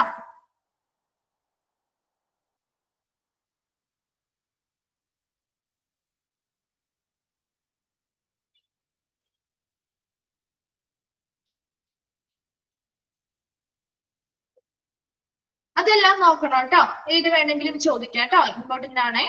എല്ലാം പ്രൊസീജിയറുകൾ ആയതുകൊണ്ട് ചോദ്യം ചോദിക്കാനുള്ള ഓപ്ഷൻസ് വളരെ കൂടുതലാണ് കേട്ടോ. ഈ ഒരു ചാപ്റ്ററിൽ അങ്ങനെ മിസ് എടുത്ത് പറയാത്തത് അതുകൊണ്ടാണ്, കാരണം ഏത് ഭാഗത്തു നിന്നും വേണമെങ്കിൽ ക്വസ്റ്റ്യൻസ് വരാം. ചെറിയ ചാപ്റ്റർ ആണെങ്കിലും ഒത്തിരി ക്വസ്റ്റ്യൻസ് വരാൻ സാധ്യതയുള്ള ഒരു ചാപ്റ്റർ ആണ് കേട്ടോ. ഓക്കെ ആണോ? അത് അത്രയും ക്ലിയർ ആണോ? നെക്സ്റ്റ് ഭാഗത്തേക്ക് പോട്ടെ. ഓക്കെ, അടുത്തതാണ് എബ്രീവിയേഷൻസ്. നമ്മള് മെഡിക്കൽ ടെർമിനോളജി ഒക്കെ പഠിച്ചില്ലായിരുന്നോ? എബ്രീവിയേഷൻസ് പഠിച്ചില്ലേ? ഷോർട്ട് ഫോംസ് ആണ് അല്ലെ, നമ്മൾ ഷോർട്ട് ആയിട്ട് എഴുതുന്നതാണ്. ഓരോ ടേമിന്റെയും ഷോർട്ട് ഫോം ആയിട്ട് നമ്മൾ എഴുതുന്നതാണ് അബ്രീവിയേഷൻസ് എന്ന് പറയാം. അപ്പൊ ഇവിടെ കുറച്ചെണ്ണം പഠിക്കാനുള്ളൂ കേട്ടോ, കുറച്ചേ ഉള്ളൂ. അപ്പൊ അത് ഓരോന്നും നമുക്ക് വേഗം ഒന്ന് നോക്കാം. ഫസ്റ്റത്തെയാണ്, എല്ലാം ക്യാപിറ്റൽ ലെറ്റേഴ്സിലാണ് നമ്മൾ ഷോർട്ട് ഫോംസ് കൂടുതൽ യൂസ് ചെയ്യാറ്. അബ്രിവിയേറ്റഡ് ഫോംസ് കൂടുതലും ഷോർട്ട് ഫോംസ് എങ്ങനെയായിരിക്കും? ക്യാപിറ്റൽ ലെറ്റേഴ്സ് തന്നെയായിരിക്കും കേട്ടോ. ക്യാപിറ്റൽ ലെറ്റർ ALOC, അലോക്ക് അല്ലെങ്കിൽ ALOC എന്താണ് ഉദ്ദേശിക്കുന്നത് അത് മാത്രം നിങ്ങൾ മനസ്സിലാക്കിയാൽ മതി കേട്ടോ. നോക്കിയേ, അക്യൂട്ട് ലോസ് ഓഫ് കോൺഷ്യസ്നെസ് എന്ന് പറഞ്ഞാൽ acute loss of consciousness. ALOC അല്ലെങ്കിൽ അലോക്ക് എന്ന് പറഞ്ഞാൽ അക്യൂട്ട് ലോസ് ഓഫ് കോൺഷ്യസ്നെസ് എന്ന് വെച്ചാൽ എന്താ? പെട്ടെന്നുണ്ടാവുന്ന കോൺഷ്യസ്നെസ് അല്ലെങ്കിൽ ബോധക്ഷയം അല്ലെ. ബോധക്ഷയം അല്ലേ, ഒരു ടെമ്പററി ലോസ് ഓഫ് അവയർനെസ് ആണ്. അല്ലെങ്കിൽ നമ്മുടെ ഒരു ബോധാവസ്ഥയിൽ നിന്ന് ബോധാവസ്ഥ പെട്ടെന്ന് നഷ്ടമാവുന്ന അല്ലെങ്കിൽ താൽക്കാലികമായിട്ട് നഷ്ടമാവുന്ന ഒരു അവസ്ഥയാണ് അക്യൂട്ട് ലോസ് ഓഫ് കോൺഷ്യസ്നെസ് എന്ന് പറയുന്നത്. ചിലപ്പോൾ BP കുറയുന്നത് കൊണ്ടാവാം അല്ലെ. BP കുറഞ്ഞു പോയാൽ നമുക്ക് ബോധക്ഷയം ഉണ്ടാവും. അല്ലെങ്കിൽ എന്തെങ്കിലും ബ്ലഡ് ഷുഗർ കുറയുന്നത് കൊണ്ടോ ബ്ലഡ് പ്രഷർ കുറയുന്നത് കൊണ്ടോ അങ്ങനെ അല്ലെങ്കിൽ എന്തെങ്കിലും മെഡിസിൻസിന്റെ ഓവർ ഡോസ് കൊണ്ടോ പോയിസണിങ് കൊണ്ടോ അങ്ങനെ പല കാരണങ്ങൾ കൊണ്ടും ഈ അക്യൂട്ട് ലോസ് ഓഫ് കോൺഷ്യസ്നെസ് ഉണ്ടാവാറുണ്ട് കേട്ടോ. ഓക്കെ ആണോ? ക്ലിയർ അല്ലേ? രണ്ടാമത്തെ നമുക്ക് പറയാം ASA, capital letter ASA, the abbreviation for acetyl salicylic acid. അതൊന്ന് അണ്ടർലൈൻ ചെയ്തിട്ടുണ്ട് കേട്ടോ. Acetyl salicylic acid, commonly known as aspirin. നമ്മൾ കോമൺലി നമ്മൾ വിളിക്കുന്ന പേര് ആസ്പിരിൻ എന്നാണെങ്കിലും അതിന്റെ ഒറിജിനൽ നെയിം എന്ന് പറയുന്നത് അസറ്റൈൽ സാലിസിലിക് ആസിഡ് എന്നാണ് പേര്. അപ്പൊ അതിന്റെ ആ ഒരു പേരിൽ നിന്നാണ് ഈ അബ്രിവിയേഷൻ വന്നിരിക്കുന്നത് കേട്ടോ. അപ്പൊ ASA എന്ന് പറഞ്ഞാല് അസറ്റൈൽ സാലിസിലിക് ആസിഡിൽ നിന്നാണ് ഈ അബ്രിവിയേഷൻ വന്നിരിക്കുന്നത്. എന്നാൽ നമ്മൾ അതിനെ കോമൺലി വിളിക്കുന്ന പേര് ആസ്പിരിൻ ആണ്. എന്താണ് ആസ്പിരിൻ? ഒരു ഡ്രഗ് ആണ് അല്ലെ, ഒരു ആന്റി ഇൻഫ്ലമേറ്ററി ഡ്രഗ് ആണ്. എന്തിനു വേണ്ടിയിട്ട് ഉപയോഗിക്കുന്നതാണ് ആസ്പിരിൻ? പെയിൻ റിലീവ് ആവാൻ വേണ്ടി അല്ലെ, റിലീവ് പെയിന്, ഫീവർ, അതുപോലെ ഇൻഫ്ലമേഷൻസ്, അങ്ങനെയുള്ള കാര്യങ്ങൾക്ക് വേണ്ടിയിട്ടൊക്കെ നമ്മൾ ഉപയോഗിക്കുന്ന ഒരു ആന്റി ഇൻഫ്ലമേറ്ററി ഡ്രഗ് ആണ് ആസ്പിരിൻ എന്ന് പറയുന്നത് കേട്ടോ. Then BMI. എന്താ BMI? അതറിയാലോ. BMI ബോഡി മാസ് ഇൻഡെക്സ് അല്ലെ, ആണോ? പഠിച്ചിട്ടില്ലേ? ബോഡി മാസ് ഇൻഡെക്സ് കേട്ടോ. Body mass index measure of body fat based on height and weight. നമ്മുടെ ഹൈറ്റും വെയിറ്റിനും ഒക്കെ അടിസ്ഥാനമാക്കിയിട്ട് നമ്മുടെ ബോഡിയിൽ എത്രത്തോളം ഫാറ്റ് ഉണ്ടെന്ന് മെഷർ ചെയ്യുന്ന ഒരു പ്രൊസീജിയർ ആണ് ബോഡി മാസ് ഇൻഡെക്സ് അല്ലെങ്കിൽ BMI എന്ന് പറയുന്നത്. Then BP അറിയാം അല്ലെ, ബ്ലഡ് പ്രഷറിനെ അബ്രിവിയേറ്റഡ് ആയിട്ട് ഷോർട്ട് ഫോം ആയിട്ട് എഴുതുന്നതാണ് BP, blood pressure. Then BLS. എന്താണ് BLS? എന്താണ് BLS? ആംബുലൻസ് സർവീസിൽ പഠിച്ചില്ലേ BLS? ബേസിക് ലൈഫ് സപ്പോർട്ട് അല്ലെ, basic life support. Basic life support include CPR and removal of foreign body airway obstruction. എന്ന് വെച്ചാൽ എന്താണ്? നമുക്ക് CPR കൊടുക്കേണ്ടത് ഒരു ബേസിക് ലൈഫ് സപ്പോർട്ടുമായി ബന്ധപ്പെട്ട പ്രൊസീജിയറിൽ പെടുന്നതല്ലേ അല്ലെ? ഒരു അടിസ്ഥാനപരമായിട്ടുള്ള ഒരു സെറ്റ് ഓഫ് പ്രൊസീജിയേഴ്സ് ഉണ്ട്. അവരുടെ ലൈഫ് സേവിംഗ് പ്രൊസീജിയേഴ്സ് ആണ് അല്ലെ. അവരുടെ എമർജൻസി കണ്ടീഷൻ വന്നാൽ അവരുടെ ജീവൻ രക്ഷിക്കുന്നതിന് വേണ്ടി നമ്മൾ ചെയ്യുന്ന പ്രൊസീജിയേഴ്സ് ആണ് ബേസിക് ലൈഫ് സപ്പോർട്ട് എന്ന് പറയുന്നത്. അപ്പൊ അതിലൊന്നാണ് CPR കൊടുക്കുക. രണ്ടാമത്തത് removal of foreign body airway obstruction. ഇപ്പൊ എന്തെങ്കിലുമൊക്കെ ഫോറിൻ ആയിട്ടുള്ള സാധനങ്ങൾ നമ്മുടെ എയർവേയിൽ, ഇപ്പൊ കുട്ടികളുടെ ഒക്കെ ആണെങ്കിലും നമ്മുടെ എയർവേസിൽ എന്തെങ്കിലും ഫോറിൻ ബോഡീസ് വന്നു കഴിഞ്ഞാൽ ഒരു തടസ്സം സൃഷ്ടിക്കുകയാണെങ്കിൽ അത് റിമൂവ് ചെയ്യുക. ഉടനെ റിമൂവ് ചെയ്താലാണ് അവരുടെ ജീവൻ രക്ഷിക്കാൻ പറ്റുള്ളൂ അല്ലെ. അപ്പൊ അങ്ങനെയുള്ള ബേസിക് ആയിട്ടുള്ള അടിസ്ഥാനപരമായിട്ട് അവരുടെ ജീവൻ രക്ഷിക്കുന്നതിന് വേണ്ടിയിട്ടുള്ള ഒരു സെറ്റ് ഓഫ് പ്രൊസീജിയേഴ്സ് ആണ് ബേസിക് ലൈഫ് സപ്പോർട്ട് എന്ന് പറയുന്നത്. ക്ലിയർ ആണ്? Then അടുത്തതാണ് CAT സ്കാൻ, അല്ലെങ്കിൽ ഇതിന് മറ്റൊരു പേര് നമുക്ക് പറയാം കമ്പ്യൂട്ടറൈസ്ഡ് ആക്സിയൽ ടോമോഗ്രഫി എന്നും പറയാം. അല്ലെങ്കിൽ ഇത് എന്ത് തന്നെയാണ്? എന്ത് സ്കാനാ? ഇതുമായിട്ട് ബന്ധപ്പെട്ട CT സ്കാൻ തന്നെയാണ് കേട്ടോ. കമ്പ്യൂട്ടറൈസ്ഡ് ആക്സിയൽ ടോമോഗ്രഫി അല്ലെങ്കിൽ ഇതിന് അറിയപ്പെടുന്ന also known as CT scan എന്നും അറിയപ്പെടുന്നത് ഇത് തന്നെയാണ്. Another form of diagnostic image. നമ്മുടെ രോഗനിർണയവുമായി ബന്ധപ്പെട്ട ഒരു ഇമേജിംഗ് ടെക്നിക് ആണ് CAT സ്കാൻ അല്ലെങ്കിൽ CT സ്കാൻ എന്ന് പറയുന്നത്. അത്രയും വേഗം ഒന്ന് വായിച്ചു നോക്കി.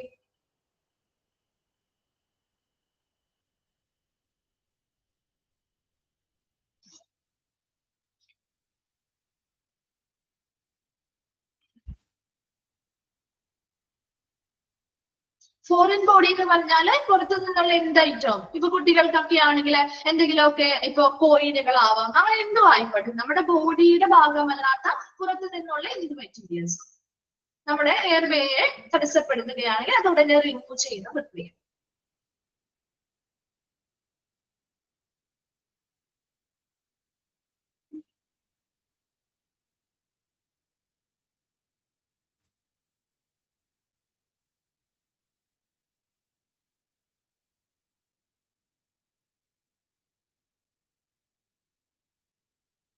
ഓക്കെ ആണോ? ക്ലിയർ ആണോ അത്രയും? ഓക്കെ.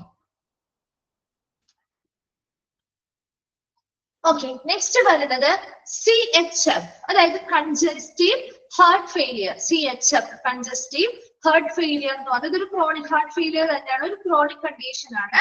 അതായത് നമ്മുടെ ഹാർട്ട് നോർമൽ ആയിട്ട് എങ്ങനെയാണോ ബ്ലഡ് പമ്പ് ചെയ്യുന്നത്, ആ ഒരു കണ്ടീഷന് നമ്മുടെ ഹാർട്ടിന് എന്ത് ചെയ്യാൻ പറ്റുന്നില്ല, ബ്ലഡ് പമ്പ് ചെയ്യാൻ പറ്റാതെ വരുന്ന ഒരു അവസ്ഥയാണ് എന്ത്? Congestive heart failure. എന്താണ്?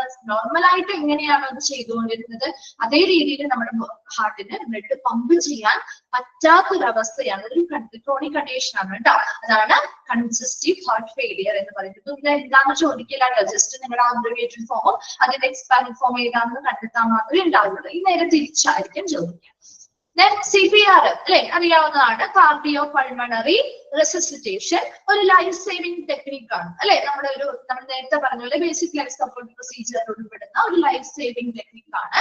It is also called mouth to mouth resuscitation. ഇതിനെ അറിയപ്പെടുന്ന മറ്റൊരു പേരാണ്, ഇതിനെ കാർഡിയോ പൾമണറി റെസിസിറ്റേഷനെ അറിയപ്പെടുന്ന മറ്റൊരു പേരാണ് മൗത്ത് ടു മൗത്ത് റെസിസിറ്റേഷൻ. അത് ചോദിക്കാറുണ്ട് കേട്ടോ.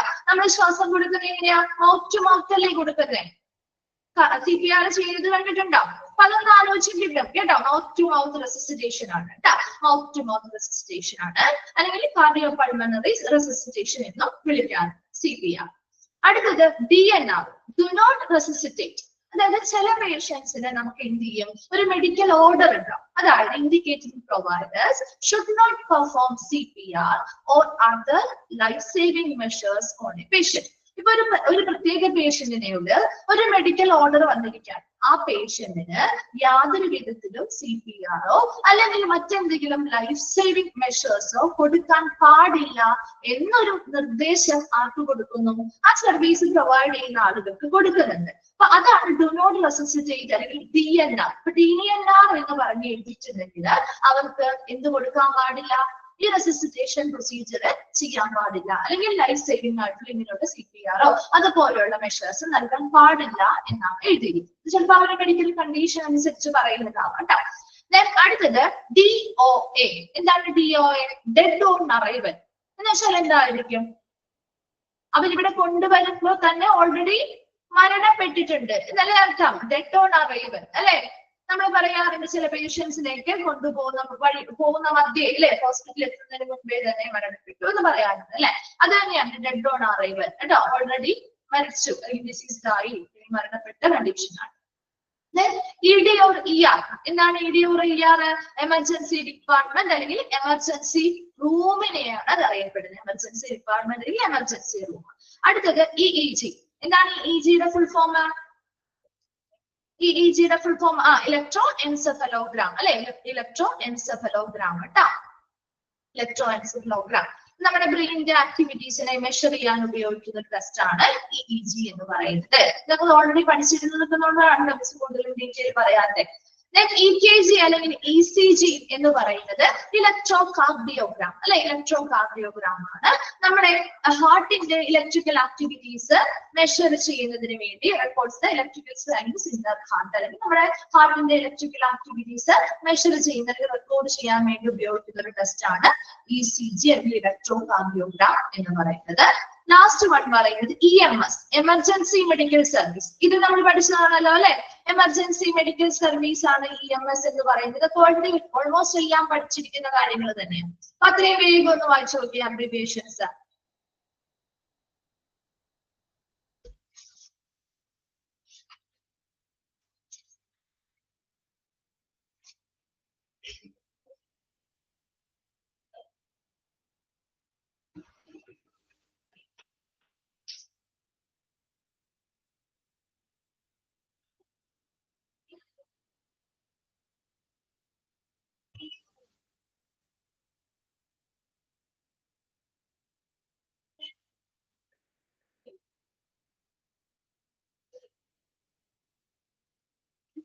വായിച്ചു കഴിഞ്ഞെങ്കിൽ ഒന്ന് റിപ്ലൈ ചെയ്യണേ.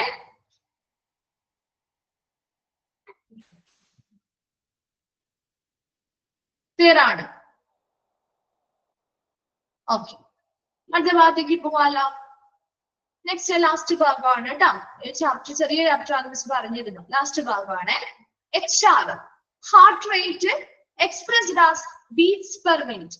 ഹാർട്ട് റേറ്റ് അല്ലെങ്കിൽ പൾസ് റേറ്റിനെയാണ് നമ്മൾ HR എന്ന് പറയുന്നത്. ഹാർട്ട് റേറ്റിന്റെ ഷോർട്ട് ഫോം ആണ്. Expressed as beats per minute അല്ലെ. നമ്മൾ എങ്ങനെ എക്സ്പ്രസ് ചെയ്യുന്നത്? ആ ഹൃദയമിടിപ്പ് എങ്ങനെയാണ്? ഒരു മിനിറ്റില് എത്ര പ്രാവശ്യം ഇടിക്കുന്നുണ്ട് എന്നല്ലേ നമ്മൾ നോക്കാം അല്ലെ. ഡോക്ടേഴ്സ് പിടിച്ച് നോക്കുന്ന കണ്ടിട്ടില്ലേ, എത്ര പ്രാവശ്യം ബീറ്റ് ചെയ്യുന്നുണ്ട് അല്ലെ, ഒരു മിനിറ്റിൽ എത്ര പ്രാവശ്യം ബീറ്റ് ചെയ്യുന്നു എന്നതാണ്, എന്ന രീതിയിലാണ് നമ്മൾ എക്സ്പ്രസ് ചെയ്യുന്നത്. ഹാർട്ട് റേറ്റ് അല്ലെങ്കിൽ ഹാർട്ട് ബീറ്റിനെയാണ് നമ്മൾ HR, ഹാർട്ട് റേറ്റിനെയാണ് പറയുന്നത് കേട്ടോ. KUB, capital letter KUB. KUB എന്ന് പറഞ്ഞാൽ K എന്ന് പറഞ്ഞാൽ കിഡ്നി, U എന്ന് പറഞ്ഞാൽ യൂറിറ്റർ, B എന്ന് പറഞ്ഞാൽ ബ്ലാഡർ. ഇതെന്തുമായി ബന്ധപ്പെട്ട നമ്മുടെ കിഡ്നിയുടെ ഭാഗമായിട്ടുള്ള അല്ലെ, യൂറിനറി സിസ്റ്റവുമായി ബന്ധപ്പെട്ട അവയവങ്ങൾ അല്ലെങ്കിൽ ഹാർട്ടുകളാണ് കിഡ്നി, യൂറിറ്റർ, ബ്ലാഡർ. ഇതൊരു ടെസ്റ്റ് ആണ്, അതായത് ഒന്നില്ലെങ്കിൽ ഒരു എക്സ്റേ ചെയ്യുന്നതാകാം. And commonly used for diagnostic abdominal pain. നമ്മുടെ അബ്ഡോമിനൽ പെയിനുമായിട്ട് ചെന്നിരിക്കുന്ന ആളുകളൊക്കെ ആണെങ്കിൽ അവരുടെ യൂറിനൽ അബ്ഡോമിനൽ പെയിൻ അല്ലെങ്കിൽ യൂറിനറി സിസ്റ്റവുമായി ബന്ധപ്പെട്ട എന്തെങ്കിലും വേദനകളോ കാര്യങ്ങളോ അനുഭവപ്പെട്ട് ചെന്നിരിക്കുന്നവർക്ക് ചെയ്യുന്ന ഒരു രോഗനിർണയ ഇമേജിംഗ് ടെക്നോളജിയാണ് ശരിക്കും KUB ചെയ്യുക എന്ന് പറയും. അതായത് ആ ഒരു ഭാഗത്തെ അവരുടെ യൂറിനറി സംവിധാനം അല്ലെങ്കിൽ ആ ഒരു അബ്ഡോമിനൽ ഏരിയയിൽ നമ്മൾ ഒന്നില്ലെങ്കിൽ എക്സ്റേയോ അല്ലെങ്കിൽ അൾട്രാസൗണ്ട് സ്കാനിങ്ങോ ഒക്കെ ചെയ്യുന്ന ഒരു പ്രൊസീജിയർ ആണ് KUB എന്ന് ഷോർട്ടായിട്ട് എഴുതുന്നത് കേട്ടോ. അടുത്തത് LFT എന്ന് പറഞ്ഞാൽ ലിവർ ഫംഗ്ഷൻ ടെസ്റ്റ്. ഇതും കേട്ട് കാണും. LFT എന്നുള്ളത് അല്ലെങ്കിൽ ആ ലിവർ ഫംഗ്ഷൻ ടെസ്റ്റ് കേട്ടിട്ടുണ്ടാവും അല്ലെ. ലിവർ ഫംഗ്ഷൻ ടെസ്റ്റ് എന്തിനു വേണ്ടിയാ? ഒരു ഗ്രൂപ്പ് ഓഫ് ബ്ലഡ് ടെസ്റ്റുകളെയാണ് നമ്മൾ ലിവർ ഫംഗ്ഷൻ ടെസ്റ്റ് എന്ന് പറയുന്നത്. നമ്മുടെ ലിവറിന്റെ ഹെൽത്ത് എത്രത്തോളം നല്ല ആരോഗ്യത്തോടു കൂടിയാണ് നമ്മുടെ ലിവർ ഇരിക്കുന്നത്, അതിന്റെ ഫംഗ്ഷനാലിറ്റി പ്രവർത്തനം എങ്ങനെയാണ്, ഇതൊക്കെ കണ്ടെത്താൻ വേണ്ടി അല്ലെങ്കിൽ വിലയിരുത്താൻ വേണ്ടി നമ്മൾ ചെയ്യുന്ന ഒരു സെറ്റ് ഓഫ് ബ്ലഡ് ടെസ്റ്റുകളെയാണ് ലിവർ ഫംഗ്ഷൻ ടെസ്റ്റ് എന്ന് പറയാം. LFT.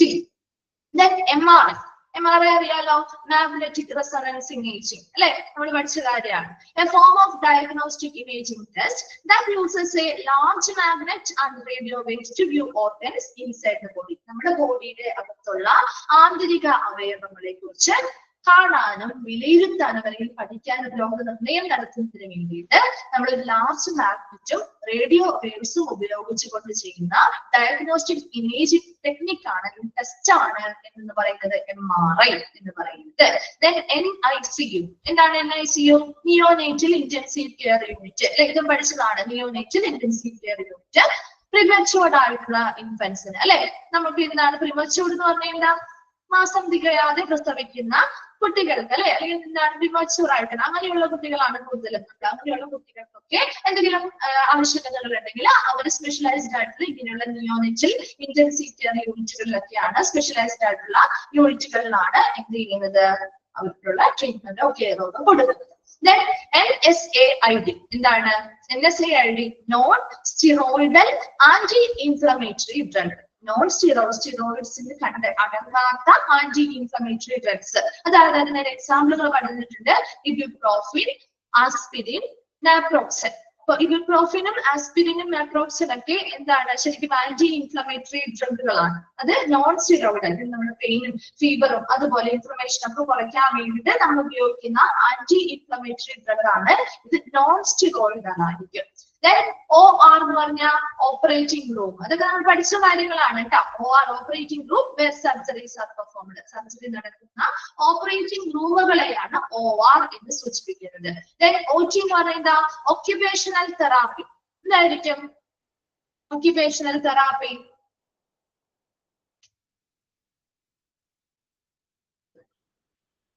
അതായത് ഇപ്പോ ഇച്ചിരി ഏജ്ഡ് ആയിട്ടുള്ള, അതായത് എല്ലാ ഏജസിലുള്ളവർക്കാവാം അല്ലെങ്കിൽ കുറച്ച് ഏജ്ഡ് ആയിട്ടുള്ളവർക്കാവാം, അവർക്ക് അവരുടെ ഡെയിലി ആയിട്ടുള്ള ലിവിങ്സ്, ഇത് ചിലപ്പോൾ അവർക്ക് ഡ്രസ് ചെയ്യാനായിട്ട്, ഇത് ചിലപ്പോൾ പ്രായമായവരുടെയാണ് കൂടുതൽ ഏജ് ആവുമ്പോൾ ചിലപ്പോൾ അവർക്ക് കൈ പൊക്കാനായിട്ട്, അവർക്ക് ഡ്രസ് ചെയ്യാനായിട്ട് അല്ലെങ്കിൽ ബാത്ത് കുളിക്കാനായിട്ട് നോർമൽ ആയിട്ടുള്ളവരുടെ ഡെയിലി ആക്ടിവിറ്റീസിലെ ഭക്ഷണം കഴിക്കാനായിട്ട് ചിലപ്പോൾ കൈ പൊന്താതെ വരാം. അപ്പൊ അങ്ങനെ കുറെ ബുദ്ധിമുട്ടുകൾ അവർ അനുഭവിക്കുന്നുണ്ടാവില്ലേ. അപ്പൊ അങ്ങനെയുള്ള അനുഭവിക്കുന്ന ആ ബുദ്ധിമുട്ടുകളെയൊക്കെ ഓവർകം ചെയ്യാനായിട്ട് നമ്മുടെ ഹെൽത്ത് പ്രൊഫഷണൽസ് എന്ത് ചെയ്യാറുണ്ട്, സഹായിക്കുന്ന ഒരു തെറാപ്പിയാണ് ശരിക്കും ഒക്യുപേഷണൽ തെറാപ്പി എന്ന് പറയുന്നത്. അപ്പൊ അവിടെ അവരുടെ കൃത്യമായിട്ട് അവർ ഡെയിലി നടക്കുന്ന പ്രവർത്തനങ്ങൾ അവർക്ക് സുഗമമായിട്ട് ചെയ്യാൻ വേണ്ടി അല്ലെങ്കിൽ അവർ ഫേസ് ചെയ്യുന്ന അവരുടെ ബുദ്ധിമുട്ടുകളെ ഓവർകം ചെയ്യാൻ വേണ്ടിയിട്ട് അവർക്ക് എന്ത് ചെയ്യുന്നു, തെറാപ്പികള് ഹെൽത്ത് പ്രൊഫഷണൽസ് പ്രൊവൈഡ് ചെയ്യാറുണ്ട്.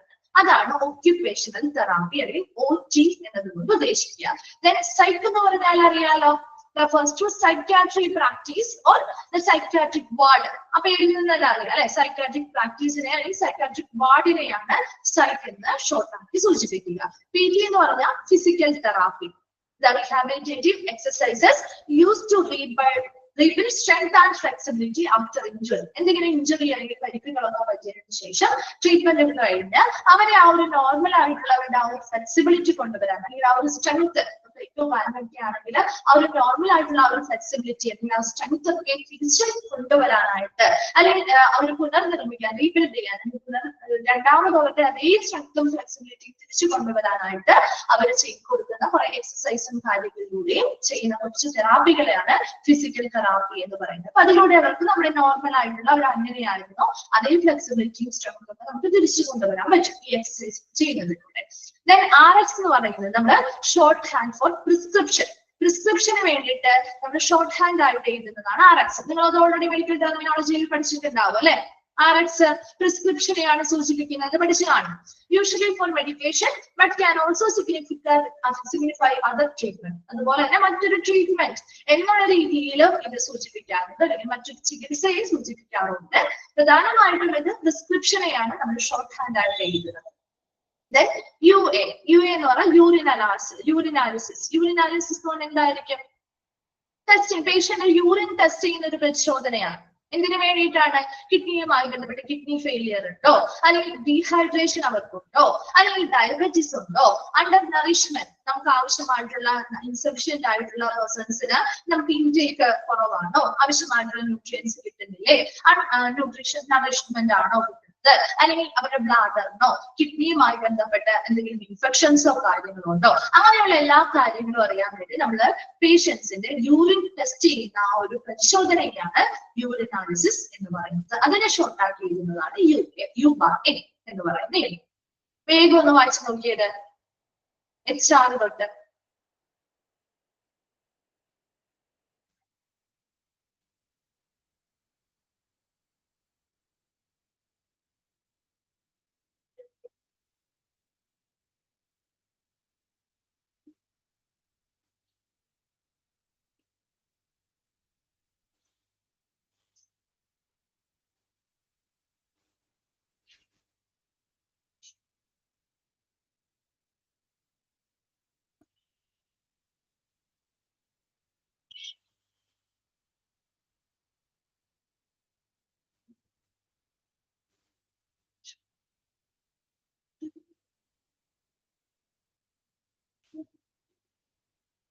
വായിച്ചു കഴിഞ്ഞെങ്കിൽ ഒന്ന് റിപ്ലൈ ചെയ്യണേ. ഓക്കെ ആണോ? ക്ലിയർ ആണോ? അത് ഏതെങ്കിലും റിപ്പീറ്റ് ചെയ്യണോ? ഓക്കെ. ഗോൾഡൻ അവർ ഒന്നുകൂടി പറയണം. ഗോൾഡൻ അവർ എന്ന് പറഞ്ഞാല് ഇപ്പൊ നമ്മളൊരു എന്തെങ്കിലും ഒരു പ്രധാനപ്പെട്ട ഒരു വലിയ രീതിയിലുള്ള ഒരു ഇഞ്ചറി അല്ലെങ്കിൽ ഒരു ആഘാതം സംഭവിച്ച് അതിന് ഒരു പരിക്ക് പറ്റിയെന്ന് വിചാരിക്കുക. അപ്പൊ ആ പരിക്ക് പറ്റിക്കഴിഞ്ഞതിന് ശേഷമുള്ള ആദ്യത്തെ 1 മണിക്കൂർ ആവാം. ആദ്യത്തെ 1 മണിക്കൂറാവും. കാരണം എന്താ? ആ ഒരു ഗോൾഡൻ അവർ, ആ ഒരു ആദ്യത്തെ 1 മണിക്കൂറിൽ അവർക്ക് എന്തൊക്കെ ട്രീറ്റ്മെന്റ് കൊടുക്കുന്നുണ്ടോ അതിനനുസരിച്ചാണ് അവരുടെ ജീവൻ നമുക്ക് നിലനിർത്താൻ പറ്റുന്നത് അല്ലെ. അതൊന്നാമത്തെ. അല്ലെങ്കിൽ the event where chances of successful treatment are highest. അതായത് ഒരു സക്സസ്ഫുൾ ആയിട്ടുള്ള ട്രീറ്റ്മെന്റ് ആണ്, അതായത് ചാൻസ് വളരെ വലിയ സക്സസ്ഫുൾ ആയിട്ടുള്ള ട്രീറ്റ്മെന്റ് അല്ലെങ്കിൽ സർജറി നമ്മൾ ചെയ്തു എന്ന് വിചാരിക്കാം. ആ ഒരു ഇവന്റ് അല്ലെങ്കിൽ ആ ഒരു സംഭവം നടന്നതിന് ശേഷമുള്ള ആദ്യത്തെ 1 മണിക്കൂർ. മനസ്സിലായോ? ക്ലിയർ ആയോ? അത് ഒന്നില്ലെങ്കിൽ ഒരു വലിയ രീതിയിലുള്ള ഒരു പരിക്ക് പറ്റിക്കഴിഞ്ഞിട്ടുള്ള ആഘാതം സംഭവിച്ചു കഴിഞ്ഞിട്ടുള്ള ആദ്യത്തെ 1 മണിക്കൂർ. ആ 1 മണിക്കൂറിൽ അവർക്ക് എത്ര നന്നായിട്ടുള്ള ട്രീറ്റ്മെന്റും കെയറും നമ്മൾ കൊടുക്കുന്നുണ്ടോ, ഒരു എമർജൻസി സിറ്റുവേഷൻ ആണ്. അപ്പൊ അതിനനുസരിച്ച് നമ്മൾ എത്രത്തോളം നല്ല രീതിയിൽ അവരുടെ ട്രീറ്റ്മെന്റ് കെയർ കൊടുക്കുന്നോ അതിനനുസരിച്ചാണ് അവരുടെ ലൈഫ് സേവ് ചെയ്യാനായിട്ടുള്ള ചാൻസ് എന്ന് പറയുന്നത് അല്ലെ. അതാണ് ഒന്നാണ് പറയുന്നത്. അല്ലെങ്കിൽ ഒരു വിജയകരമായിട്ടുള്ള ഒരു ട്രീറ്റ്മെന്റ് നമ്മൾ ചെയ്തു, അതിന്റെ ചാൻസ് എന്ന് പറയുന്നത് വളരെ ഹൈ ആണ്. അത് ആ ഒരു സംഭവം നടന്നിട്ടുള്ള ആദ്യത്തെ 1 മണിക്കൂർ. ഇപ്പൊ നല്ലൊരു സക്സസ്ഫുൾ സർജറി നമ്മൾ അവർക്ക് ചെയ്തിട്ടുണ്ടെങ്കിൽ ആ ഒരു സർജറിയുടെ വിജയകരമാവാനുള്ള ഒരു ചാൻസ് എന്ന് പറയുന്നത് വളരെ വലുതാണെങ്കിൽ കൂടിയും അത് കഴിഞ്ഞുള്ള ആദ്യത്തെ 1 മണിക്കൂറിനെ വളരെ ഇമ്പോർട്ടന്റ് ആണ്. അത് ഏതൊരു സർജറി ചെയ്താലും അങ്ങനെ തന്നെ ആദ്യത്തെ 1 മണിക്കൂർ വളരെ ഇമ്പോർട്ടന്റ് ആണ്. ആ ആദ്യത്തെ 1 മണിക്കൂറിനെയാണ് അല്ലെങ്കിൽ ഗോൾഡൻ അവർ എന്ന് പറയുന്നത്. ക്ലിയർ ആണോ? ഗോൾഡൻ അവർ ആരാണ് ചോദിച്ചത്? ഐശ്വര്യ. ഏതാണ് ഷഫ്ന ചോദിക്കുന്നേ? ഷഫീന. ഏതാ മിസ്സിനോട് പറയാൻ പറഞ്ഞേ? യൂറിനാലിസിസ് ആണോ? യൂറിനാലിസിസ് ആണോ? യൂറിനാലിസിസ് എന്ന് പറഞ്ഞാൽ നമ്മുടെ പേഷ്യൻസിന്റെ യൂറിൻ ടെസ്റ്റ് ചെയ്യുന്ന പ്രോസസ് ആണ് കേട്ടോ. യൂറിൻ ടെസ്റ്റ് ചെയ്യാണ്. അതെന്തിനു വേണ്ടിയിട്ടാണ്? ഇപ്പൊ കിഡ്നി ഫെയിലിയർ ഉണ്ടോ, നമ്മുടെ ഡീഹൈഡ്രേഷൻ അവർക്കുണ്ടോ, ആവശ്യമായിട്ടുള്ള വെള്ളം അവരുടെ ശരീരത്തിൽ ഇല്ലേ, ഇനി ഡയബറ്റിസ് ഉണ്ടോ, അല്ലെങ്കിൽ നല്ല രീതിയിലുള്ള നറിഷ്മെന്റ് ന്യൂട്രീഷൻസ് ഒന്നും അവർക്ക് കിട്ടുന്നില്ല, അണ്ടർ നറിഷ്മെന്റിലാണോ, അല്ലെങ്കിൽ അവരുടെ ബ്ലാഡർ യൂറിനറി ബ്ലാഡറോ കിഡ്നിയുമായി ബന്ധപ്പെട്ടൊക്കെ എന്തെങ്കിലും ഇൻഫെക്ഷൻസ് ഉണ്ടോ എന്ന് അറിയുന്നതിന് വേണ്ടിയിട്ട് പരിശോധിക്കുന്നതാണ് കേട്ടോ. ഓക്കെ ഓക്കെ ആണോ? അത് ബാക്കിയെല്ലാം ക്ലിയർ അല്ലേ? ഓക്കെ, നെക്സ്റ്റ് ക്ലാസ്സില് ഈ ഒരു ചാപ്റ്റർ കംപ്ലീറ്റ് ആയി കേട്ടോ. നെക്സ്റ്റ് ക്ലാസ്സിൽ മിസ് പുതിയൊരു ചാപ്റ്റർ സ്റ്റാർട്ട് ചെയ്യേ. Thank you.